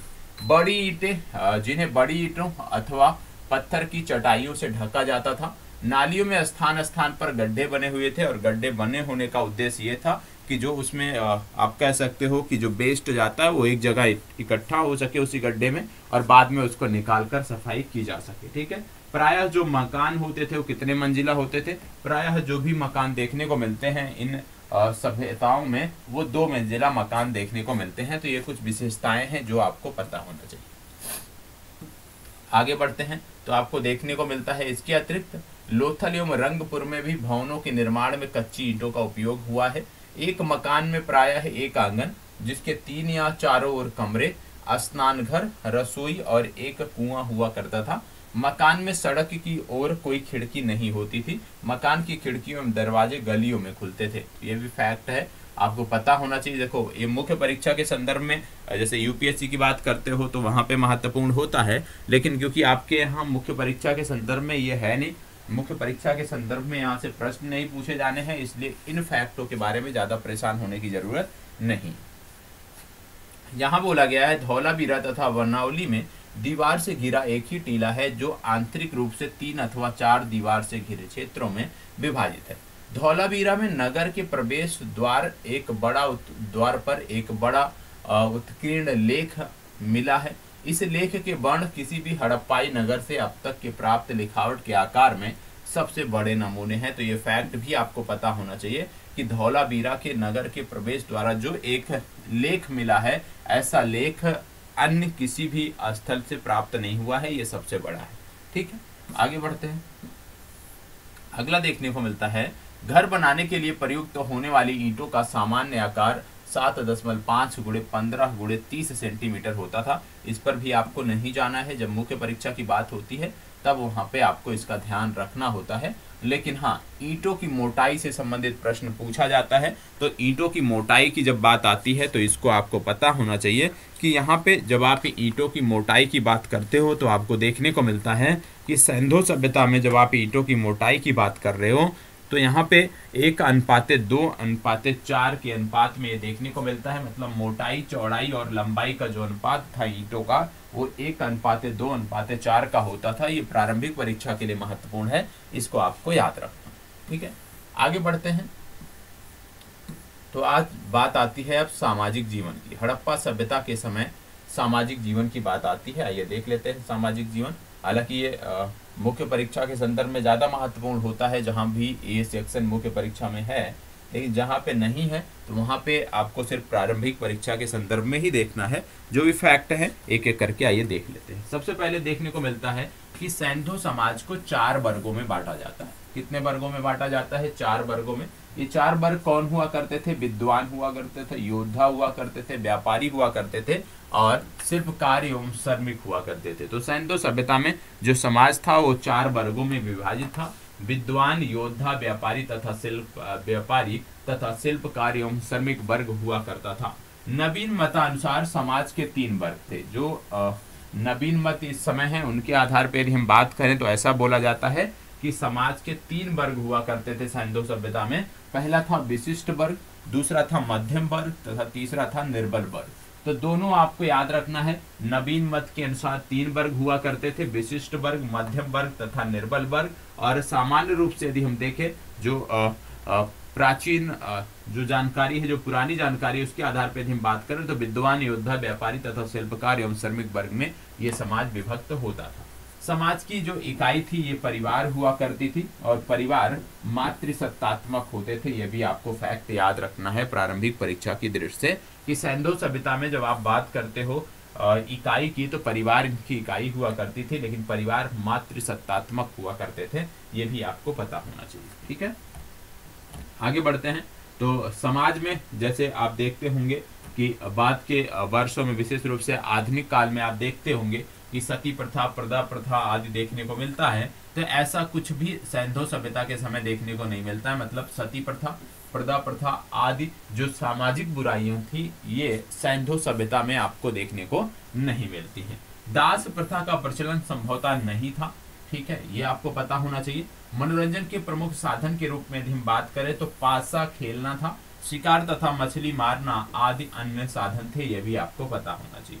बस्तियों के आकार तथा उनकी अनुमानित जनसंख्या की तुलना में बहुत ही कम कंकाल अवशेष मिलने से यह स्पष्ट होता है कि शवदाह भी किया जाता था तथा कुछ अन्य समुदाय शवों को दफनाते भी थे।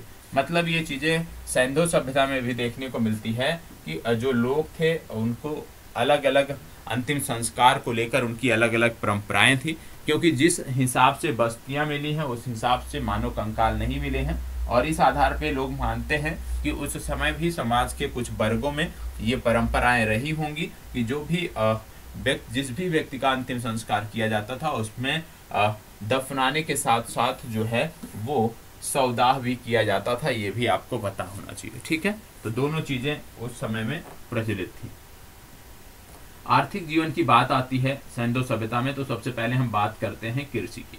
ठीक है, अब जब कृषि की बात करते हैं तो आपको देखने को मिलता है कि सैंधव सभ्यता में कुल 9 फसलों के उगाए जाने का साक्ष्य मिलता है। पहला फैक्ट, सैंधव सभ्यता में कुल 9 फसलों के उगाए जाने का साक्ष्य मिलता है। ये पहला फैक्ट है, ये आपको याद रखना है। ठीक है, जौ, गेहूं, चावल, धान, सरसों, राई, तिल, चना, कपास, मटर तथा ब्रासिका, जुनसी जैसे बिना पहचानी गई फसलें भी इसमें शामिल हैं। तो कुल मिला के सिर्फ इतना याद रखिएगा कि इसमें 9 फसलों के उगाए जाने का साक्ष्य मिला है। और इन प्रमुख फसलों में यदि हम बात करें तो जौ, गेहूं, चावल, सरसों, तिल, चना, कपास और मटर तथा ब्रासिका, जुनसी जैसे फसलें इनमें शामिल हैं। इन प्रमुख फसलों के अतिरिक्त बाजरा, रागी, ज्वार एवं कोदो के भी सीमित साक्ष्य मिलते हैं। तो सैंधव सभ्यता से इन तीनों के भी जो सीमित साक्ष्य हैं वो मिले हैं। खेतों की जुताई के लिए लकड़ी के फल युक्त हल का प्रयोग किया जाता था, यह भी आपको पता होना चाहिए। ठीक है, खेतों की जुताई के लिए लकड़ी के फल युक्त हल का प्रयोग किया जाता था। आगे बढ़ते हैं, आगे इसमें देखते हैं तो देखने को मिलता है कि कृषि में पत्थर तथा कांस्य धातु के बने उपकरणों और औजारों का प्रयोग होता था। सिंचाई के साधन जलाशय तथा कुएं थे। नहरों द्वारा सामान्यतः सिंचाई का साक्ष्य नहीं मिला है।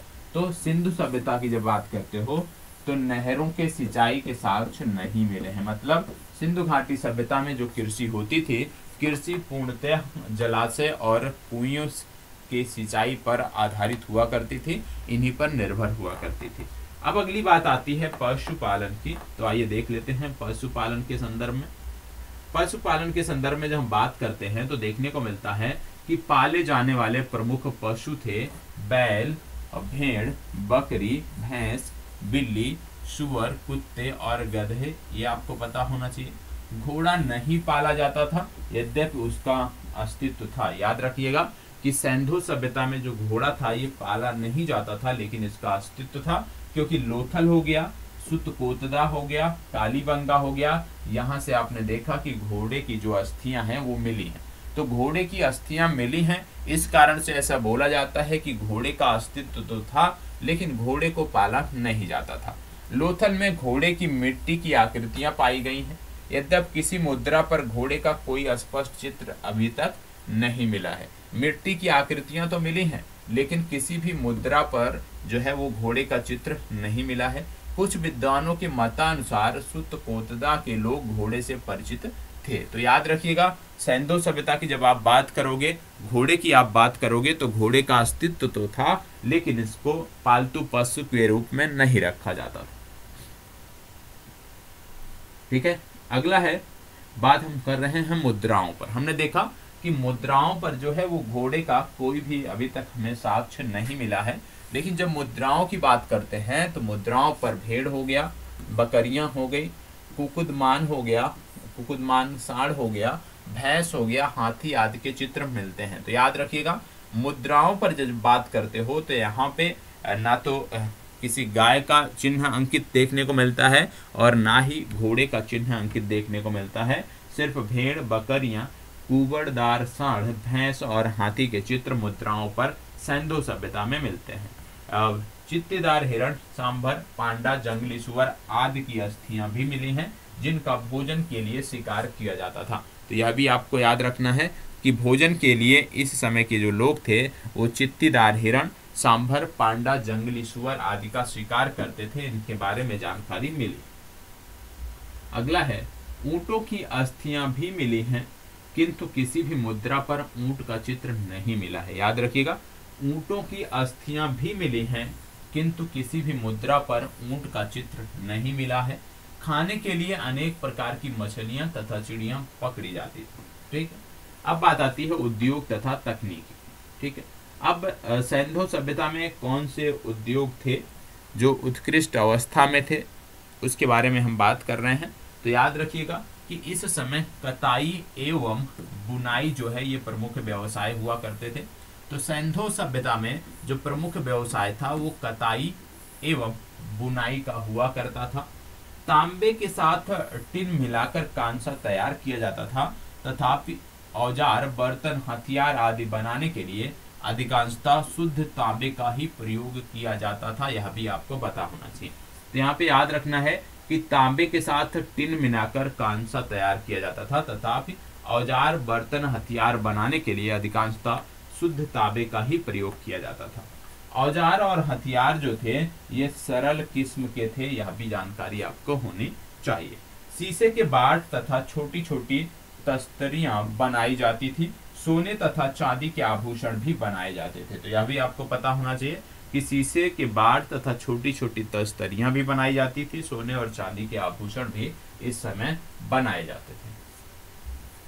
आगे बढ़ते हैं तो देखने को मिलता है कि हड़प्पा वासियों की जो कारीगरी थी उसके सर्वोत्तम उदाहरण जो हैं वो 10 सेंटीमीटर तक लंबे ढोलकाकार इंद्रगोप मनके हैं।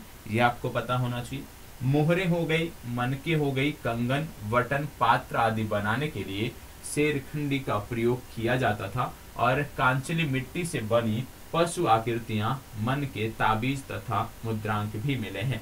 ईंट बनाना भी इस समय का प्रमुख व्यवसाय था और ईंट बनाने के लिए जो आप कह सकते हो मानक था 1:2:4 का होता था। ये अभी आपको याद रखने की जरूरत है।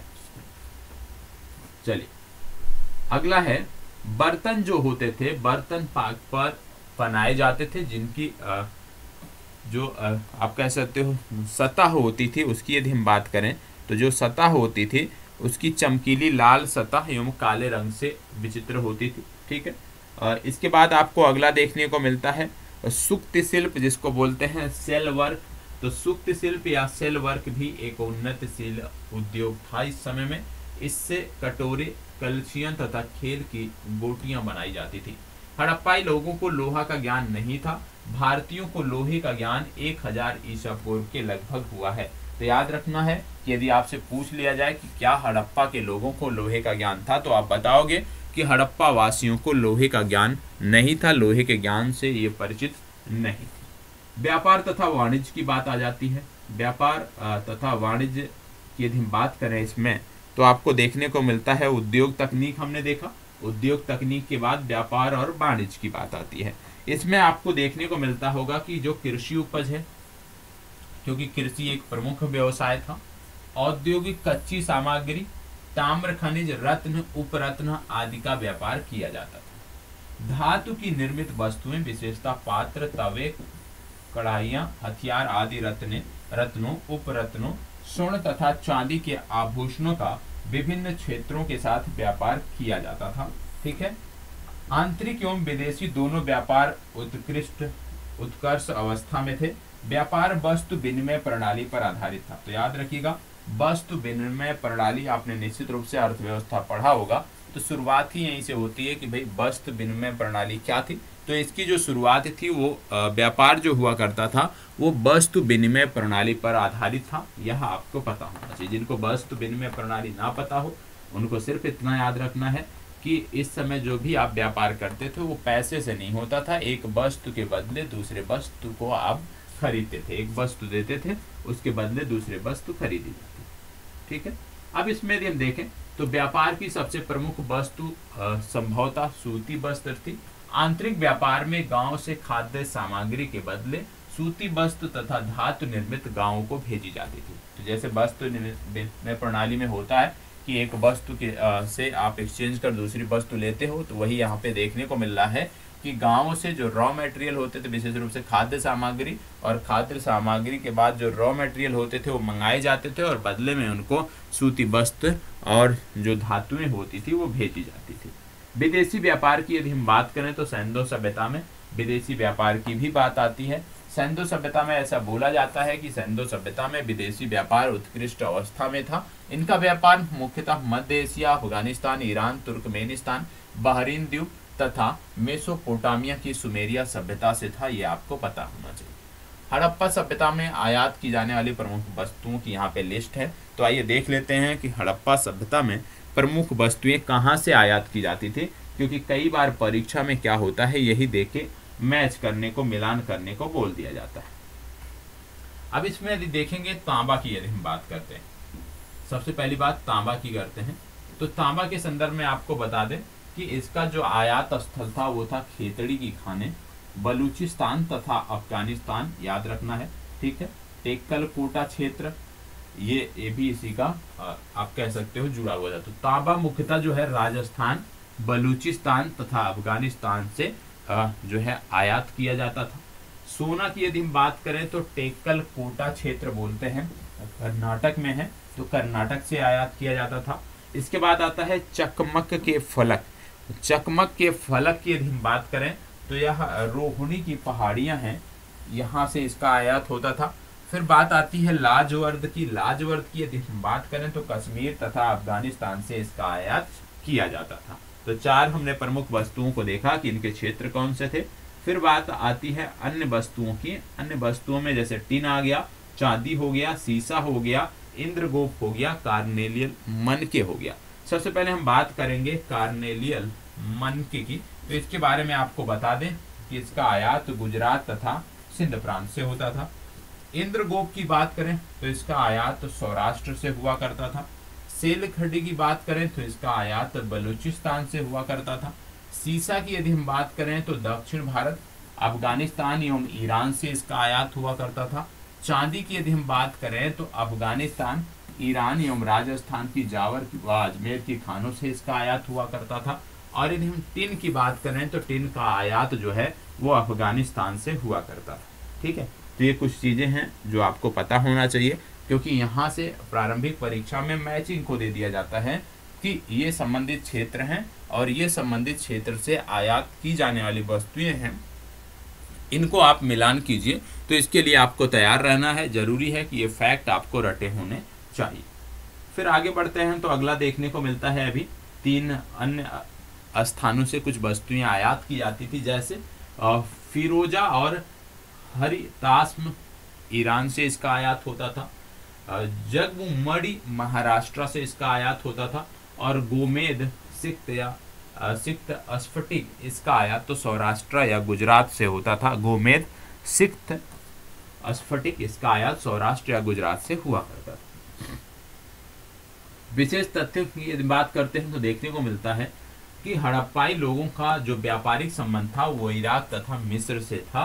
बहरीन तथा दिलमुन तथा आप कह सकते हो दिलमुन या तुलमुन संभवतः विदेशी व्यापार में बिचौलिए की भूमिका निभाता था। ठीक है, सुमेरिया के साथ व्यापारिक संबंध का एक अभिलेखीय साक्ष्य भी मिला है।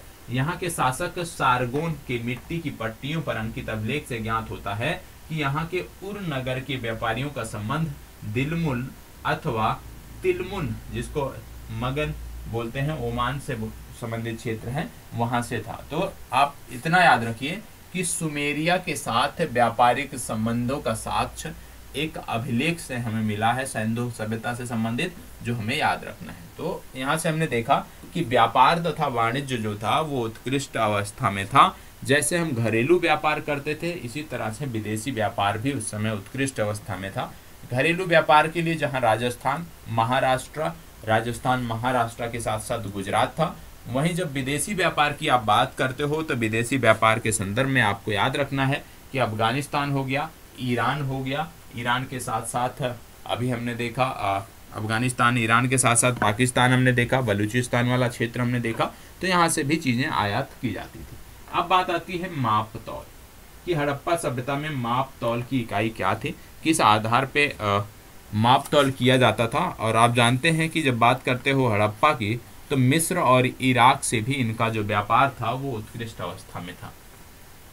माप तौल की यदि हम बात करते हैं तो हड़प्पा काल में गणना हेतु 16 के गुणकों का प्रयोग किया जाता था। याद रखिएगा, हड़प्पा काल में गणना हेतु 16 के गुणकों का प्रयोग किया जाता था। और हड़प्पा काल में गणना हेतु याद रखना है 16 के गुणकों का प्रयोग किया जाता था, ये आपको याद होना चाहिए।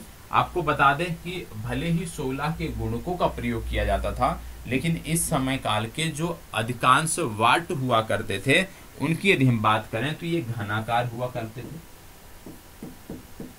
अधिकांश जो बाट हुआ करते थे ये घनाकार हुआ करते थे, घनाकार बाट देखने को मिलते थे। और इसके साथ साथ यद्यपि हम बात करें तो वर्तुलाकार, बेलनाकार, शंक्वाकार बाट भी देखने को मिलते थे, लेकिन अधिकांश बाट जो थे वो घनाकार थे। ठीक है, ऐसा नहीं है कि सभी बाट सिर्फ घनाकार ही थे, अन्य प्रकार के भी बाट देखने को मिलते थे जिनमें वर्तुलाकार, बेलनाकार, शंक्वाकार बाट शामिल हैं, लेकिन ज्यादातर बाट जो हैं वो इसी तरह के देखने को मिलते थे। अब बात आती है धार्मिक जीवन की। ठीक है, धार्मिक जीवन की यदि हम बात करें इस समय में कि भाई सिंधु सभ्यता में धार्मिक जीवन किस प्रकार से था, तो सिंधु सभ्यता में देखने को मिलता है कि सिंधु काल में सर्वाधिक पूजा मातृ देवी की होती थी और इनको उर्वरता की देवी के रूप में पूजा जाता था। तो अधिकांश जो आप कह सकते हो पूजा जो होती थी वो मातृ देवी की होती थी और इनको उर्वरता की देवी के रूप में पूजा जाता था। निष्कर्षतः यहाँ से क्या परिणाम निकलता है उसकी यदि हम बात करें तो निकलता है कि बहुसंख्यक नारी मृण मूर्तियों का मिलना इस बात की तरफ इशारा करता है। हड़प्पा से प्राप्त एक मुहर पर स्त्री का उल्टा चित्र बना है जिसके गर्भ से एक पौधा प्रस्फुटित होता है और यह बताता है, इससे यह अनुमान लगाया जाता है कि इससे जिक्र हो रहा है पृथ्वी का। तो यह भी आपको पता होना चाहिए। और इस आधार पे जो साक्ष्य मिले हैं, जैसे मृण मूर्तियां हो गई, इस पौधे का साक्ष्य हो गया, तो इसके आधार पे बोला जाता है कि उस समय आप जो सत्ता रही होगी वो मातृ सत्तात्मक रही होगी और ज़्यादातर जो धार्मिक जीवन था उसमें भी मातृ देवी की ही पूजा की जाती थी। तो ये आपको पता होना चाहिए। इसके साथ साथ तीसरा जो जिस आधार पे हम ये कह सकते हैं वो है कि सभी कृषक समाजों में उर्वरा शक्ति को प्राथमिकता दी गई है। अन्य प्राचीन सभ्यताओं के साथ साथ सांस्कृतिक तुलना के आधार पर भी यह कहा जा सकता है। और बाद में हिंदू धर्म में देवी पूजा पर दिए गए बल एवं उसकी लोकप्रियता के आधार पर भी यह बोला जाता है कि इस समय की जो सत्ता थी वो मातृ सत्तात्मक थी और साथ ही साथ मातृ देवी की यहाँ पे पूजा की जाती थी। सिंधुकालीन दूसरे प्रमुख देवता की बात करें तो पशुपत शिव जो है ये दूसरे प्रमुख देवता के रूप में थे। इनके प्रमाण की यदि हम बात करें तो देखने को मिलता है कि मोहनजोदाड़ो से प्राप्त एक मोहर पर पद्मासन मुद्रा में त्रिमुखी योगी की आकृति बनी हुई है। मार्शल ने इसका तादात्म्य से संबंध स्थापित किया है। वहीं दूसरी तरफ मोहनजोदाड़ो से प्राप्त मिट्टी की एक मुहर पर योगासीन मुद्रा में बैठी हुई मानवाकृति के दोनों ओर पुरुष हाथ जोड़े खड़े हैं। इन पुरुषों के शरीर के पीछे नाग में फन दिखलाए गए हैं, जो इस तरफ इशारा करते हैं कि यहाँ पे भगवान शिव की बात हो रही है। ठीक है, इसके साथ साथ इसमें और भी देखने को मिलता है कि वृक्षों की उनकी प्राकृतिक अवस्था में अथवा उनमें रहने वाली आत्माओं के रूप में पूजा जाता था। ठीक है, हड़प्पा कालीन जो देखने को मिलता था, उसमें देखने को मिलता था कि हड़प्पा वासी लिंग और योनि के प्रतीकों की भी पूजा करते थे। इसके भी साक्ष्य हमें मिले हैं कालीबंगा से। ठीक है, तंत्र मंत्र में भी ये विश्वास करते हैं, इसके भी साक्ष्य देखने को मिले हैं, यह भी आपको पता होना चाहिए। ठीक है, पशु पूजा का भी साक्ष्य मुद्राओं पर देखने को मिलता है। मिट्टी की कुछ वस्तुएं हैं, वहां पर भी पशु पूजा का साक्ष्य देखने को मिलता है, तो यह भी आपको पता होना चाहिए, क्योंकि अधिकांश मुहरों पर एक श्रृंगी पशु का चित्रण देखने को मिलता है। तो कहने का मतलब है कि जो हम धार्मिक जीवन की यदि हम बात करते हैं तो हमें देखने को मिलता है कि धार्मिक जीवन में जहाँ पे पुरुष देवता के का भी आप कह सकते हो अंकन देखने को मिलता है, उनकी भी पूजा की जाती थी, उनकी भी आराधना की जाती थी। वहीं मातृ देवी की पूजा या आराधना सबसे प्रमुख आप कह सकते हो धार्मिक कार्य था। और इसके साथ साथ यह भी देखने को मिलता है कि पशु पूजा के साक्ष्य भी हमें देखने को मिलते हैं। ठीक है, तो तीनों प्रकार के आप कह सकते हो कि तीनों प्रकार की चीज़ें देखने को मिलती हैं। पशु पूजा के भी साक्ष्य हैं, पुरुष देवता की भी पूजा की साक्ष्य है, और मातृ देवी की भी पूजा की साक्ष्य सैंधो सभ्यता से मिले हैं। आगे बात आती है सैंधो कला की। सैंधो कला में यदि हम बात करें कि क्या चीज़ें हैं, सैंधो कला में सबसे पहले देखने को मिलता है प्रमुख अंग। उसमें यदि हम बात करें मूर्तियां हो गई, मोहरे हो गए, मनके हो गए, और ताम्र पट्टिकाएं होगी, मृद भाड़ हो गए। इसमें आपको देखने को मिलता है पत्थर, धातु एवं मिट्टी की मूर्तियां प्राप्त हुई हैं। मोहनजोदाड़ो से योगी की आवक्ष मूर्ति तथा हड़प्पा से 2 छोटी मूर्तियां भी मिली हैं। पत्थर की मूर्तियों में हड़प्पा से प्राप्त लाल बलुआ पत्थर से बना युवा पुरुष का धड़ तथा मोहनजोदाड़ो से प्राप्त खंडित पुरुष की जो मूर्ति है वो प्रमुख है, ये आपको पता होना चाहिए। तो कला की बात हो रही है, सैंधो कला की बात हो रही है, इसको देख लेते हैं। कुछ फैक्ट इसमें और हैं जो हमें देखना है, जैसे धातु मूर्तियों में मोहनजोदाड़ो से प्राप्त 10.5 सेंटीमीटर लंबी नर्तकी की कांस्य प्रतिमा प्रमुख है। दैमाबाद से जानवरों की कांस्य मूर्तियां भी मिली हैं। कांस्य मूर्तियां बहुत कम पाई गई हैं। इसके साथ साथ मोहनजोदाड़ो हो गया, चाहुंदड़ो हो गया, लोथल तथा कालीबंगा से कांस्य मूर्तियां मिली हैं। तो याद रखना है, सिंधु सभ्यता में कांस्य मूर्तियां जो हैं मिली तो हैं, लेकिन बहुत कम देखने को मिली हैं, बहुत कम साक्ष्य कांस्य मूर्तियों के मिले हैं। प्रमुख पशु मृण मूर्तियों की यदि हम बात करें तो इसमें बैल, भैंसा, गैंडा, कछुआ, घड़ियाल, बंदर, बकरा, खरगोश आदि हैं। कुबड़ वाले तथा बिना कुबड़ वाले दोनों प्रकार के बैलों की मूर्तियां भी मिली हैं। गाय एवं घोड़े की मृण मूर्तियां सैंधो सभ्यता में देखने को नहीं मिली हैं। सिर्फ इनके चित्रों की आप कह सकते हो या इनकी चित्रकारी आपको देखने को मिलती है, वह भी मृद भाड़ों पर देखने को मिलती है। मनके की यदि हम बात करें तो सेल खड़ी, कांचली मिट्टी, शंख, सीफ, हाथी दांत, सोने, चांदी मिट्टी के प्राप्त हुए हैं। मनका बनाने का जो कारखाना था वो चाहुदड़ो एवं लोथल में था। तो चाहुदड़ो एवं लोथल में क्या था? मनका बनाने का कारखाना था। फिर बात आती है मृद भाड़ की। मृद भाड़ के संदर्भ में हम बात करते हैं तो यहाँ पे देखने को आपको कुछ चीज़ें मिलती हैं, उसको हम देख लेते हैं। बात हो रही है मृद भाड़ की, तो मृद भाड़ के संदर्भ में याद रखना है कि इस काल में गुलाबी एवं लाल मृद भाड़ प्रचलित थे सैंधो सभ्यता में। यह प्रायः गुलाबी रंग के मृद भाड़ों पर काली रेखाओं से बने चित्रों द्वारा सज्जित हुआ करते थे।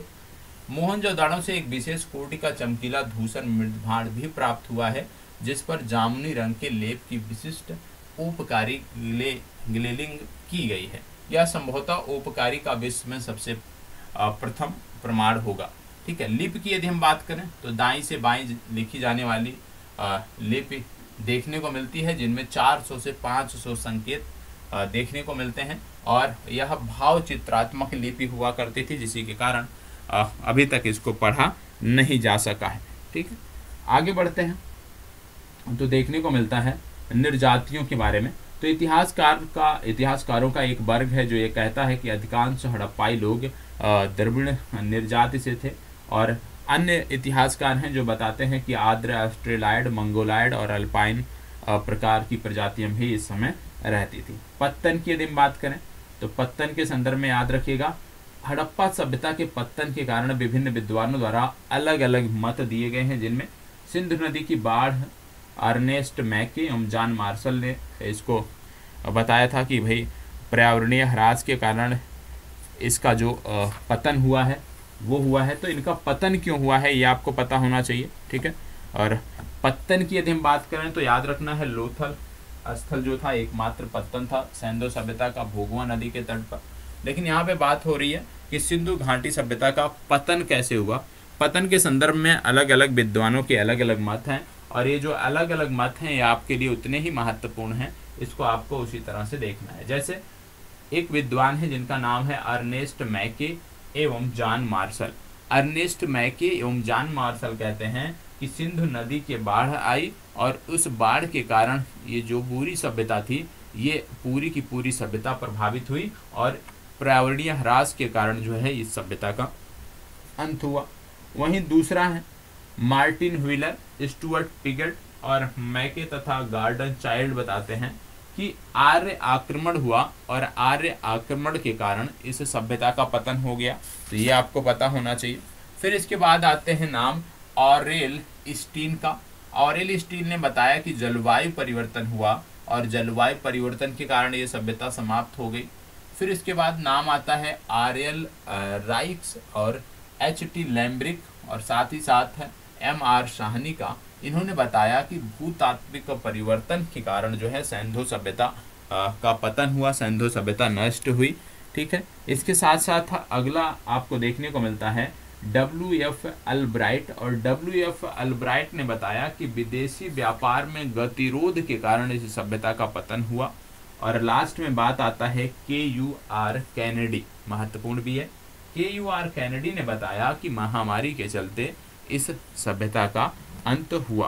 तो इसमें आपने देखा कि अलग अलग विद्वानों के, अलग अलग इतिहासकारों के अलग अलग मत हैं, और इतनी विशाल सभ्यता के पतन है तो आप सब भी जानते हैं कि कोई एकमात्र कारण उत्तरदायी नहीं हो सकता है। स्पष्ट है कि इस सभ्यता के पतन के लिए एक से ज़्यादा कारक जिम्मेदार थे, क्योंकि बहुत बड़े पैमाने पर यह सभ्यता बड़े क्षेत्र में विकसित थी, पाकिस्तान, अफगानिस्तान, भारत में। तो एक कारण इसका नहीं हो सकता पतन का, एक से अधिक कारण इसके पतन के थे, ये आपको पता होना चाहिए, ठीक है। इसके साथ जब आगे बढ़ते हैं तो आपको देखने को मिलता है कि हड़प्पाई जो लिपि है ना पढ़े जाने के पीछे उसका जो प्रमुख कारण बताया जाता है, वो बोला जाता है कि पुरातात्विक प्रमाणों के आधार पर हम हड़प्पा सभ्यता के पतन से जुड़े राजनीतिक या सामाजिक आयामों को नहीं समझ सकते हैं, क्योंकि अभी इसकी लिपि को पढ़ा नहीं जा सका है।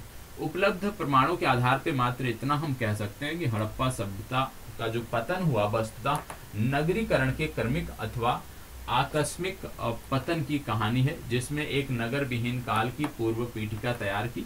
इसे ही उत्तर हड़प्पा काल के नाम से जाना जाता है। अब इसके बाद बात आती है उत्तर हड़प्पाई संस्कृतियों की, और उत्तर हड़प्पाई संस्कृतियों में आप देखते होंगे कि सबसे पहले देखने को मिलता है कि उत्तर हड़प्पाई सभ्यता के संपूर्ण क्षेत्र को सामान्यतः 3 भागों में बांटा जाता है। और ये जो 3 भाग हैं इसमें यदि हम बात करें तो देखने को मिलता है उत्तर भारतीय उत्तर हड़प्पाई संस्कृति का क्षेत्र, जिसमें पंजाब, हरियाणा, पश्चिमी उत्तर प्रदेश, राजस्थान तथा पंजाब के पाकिस्तानी भाग शामिल हैं। दूसरा देखने को मिलता है गुजरात तथा महाराष्ट्र, और तीसरा देखने को मिलता है बलूचिस्तान, ठीक है। अब इसमें आपको देखने को मिलता है कि ये संस्कृतियां विभिन्न क्षेत्रों की तात्कालिक ताम्र पाषाणिक संस्कृतियों के साथ परस्पर संपर्क तथा आदान प्रदान करती रही हैं। उत्तर हड़प्पाई संस्कृति की जब बात करते हैं तो इसकी अवशिष्ट जो विशेषताएं हैं उनमें मृद भाणों के कुछ रूप, कांस्य उपकरण, मनके तथा अन्य छोटी वस्तुएं हड़प्पाई सभ्यता के साथ संपर्क संबंध प्रदर्शित करती हैं। तो ये तो बात हो गई इस पूरी सभ्यता के बारे में, जहाँ पे चर्चा समाप्त होती है। लेकिन ये लिस्ट है जो आपको याद रखना है, ठीक है। ये लिस्ट क्या कहती है? ये लिस्ट आपको बताती है स्थलों के बारे में, उनकी उत्खननकर्ता के बारे में बताती है, और यहाँ से प्रश्न पूछे जाते हैं। जैसे हड़प्पा सभ्यता की यदि बात करें तो आप देखते होंगे हड़प्पा सभ्यता जो है ये रावी नदी के तट पर स्थित है, और इसका जो खोज हुआ था वर्ष 1921 में हुआ था। दयाराम साहनी और माधव स्वरूप वत्स द्वारा इसकी खोज की गई थी। वर्तमान समय में बात करें तो पंजाब प्रांत जो साहिवाल प्रांत था पूर्व में, ये यहाँ पे स्थित है। ठीक है, अगला है मोहनजोदाड़ो। मोहनजोदाड़ो की बात करें सिंधु नदी के तट पर थे, वर्ष 1922 में इसकी खोज की गई थी और राखाल दास बनर्जी ने इसकी खोज किया था। अगला आता है चाहुंदड़ो। चाहुंदड़ो की बात करें सिंधु नदी 1931 में खोज हुई, नानी गोपाल मजूमदार ने इसकी खोज की। ठीक है, और बाद में मैके ने 1936 में यहाँ पे उत्खनन कराया। अगला नाम आता है कालीबंगा। कालीबंगा घग्गर नदी के तट पर स्थित है, 1952 में खोज हुई यहाँ पे, और अमलानंद घोष ने इसकी खोज की।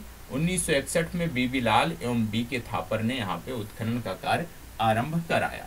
अगला स्थान आता है कोट देजी, सिंधु नदी के तट पर है, 1953 में इसकी खोज हुई, फजल अहमद द्वारा इसकी खोज की गई। इसके बाद अगला नाम आता है रंगपुर। रंगपुर की बात करें तो भादर नदी के तट पर स्थित है और एस.आर. राव द्वारा इसकी खोज की गई है। अगला नाम देखने को मिलता है रोपण। रोपण की बात करें तो ये सतलज नदी के तट पर है, और इसकी खोज की बात करें तो 1950 से 1955 में इसकी खोज की गई, और 1950 में बीबी लाल द्वारा ये खोजा गया। ठीक है, लोथल की बात करें तो भोगवा नदी के तट पर एस.आर. राव से संबंधित है। आलमगीरपुर की बात करें हिंडन नदी के तट पर यज्ञदत्त शर्मा इससे संबंधित है। बनावली की बात करें तो रंगोई नाला से संबंधित है। ठीक है, और रविंद्र सिंह बिष्ट द्वारा इसकी खोज की गई। इसी साथ धौलावीरा भी है। धौलावीरा मनसर व मनहर नाला क्षेत्र से संबंधित है, और इसकी भी खोज रविंद्र सिंह बिष्ट द्वारा या R.S. बिष्ट द्वारा की गई, ये आपको पता होना चाहिए। फिर बात आती है मांडा। मांडा जम्मू कश्मीर में है, आप जानते हैं, चिनाब नदी के तट पर है, और 1982 में इसकी खोज की गई J.P. जोशी और मधुबाला द्वारा। दैमाबाद की बात आती है तो परवरा नदी के तट पर है, M.N. देश पांडे द्वारा इसकी खोज की गई। इसके बाद बात आती है सुत कोंगेडोर, दास्क नदी के तट पर है, और R.L. स्टाइन द्वारा इसकी खोज की गई। और भगवानपुरा जो क्षेत्र है वो सरस्वती नदी के तट पर है, और J.P. जोशी द्वारा इसकी खोज की गई। तो ये कुछ स्थल थे जिनके बारे में आपने देखा, मतलब सैंधो सभ्यता से जुड़े हुए जो फैक्ट थे उनकी चर्चा यहाँ पे हमने की, और सैंधो सभ्यता से जुड़े हुए स्थलों की चर्चा आपने यहाँ पे देखी।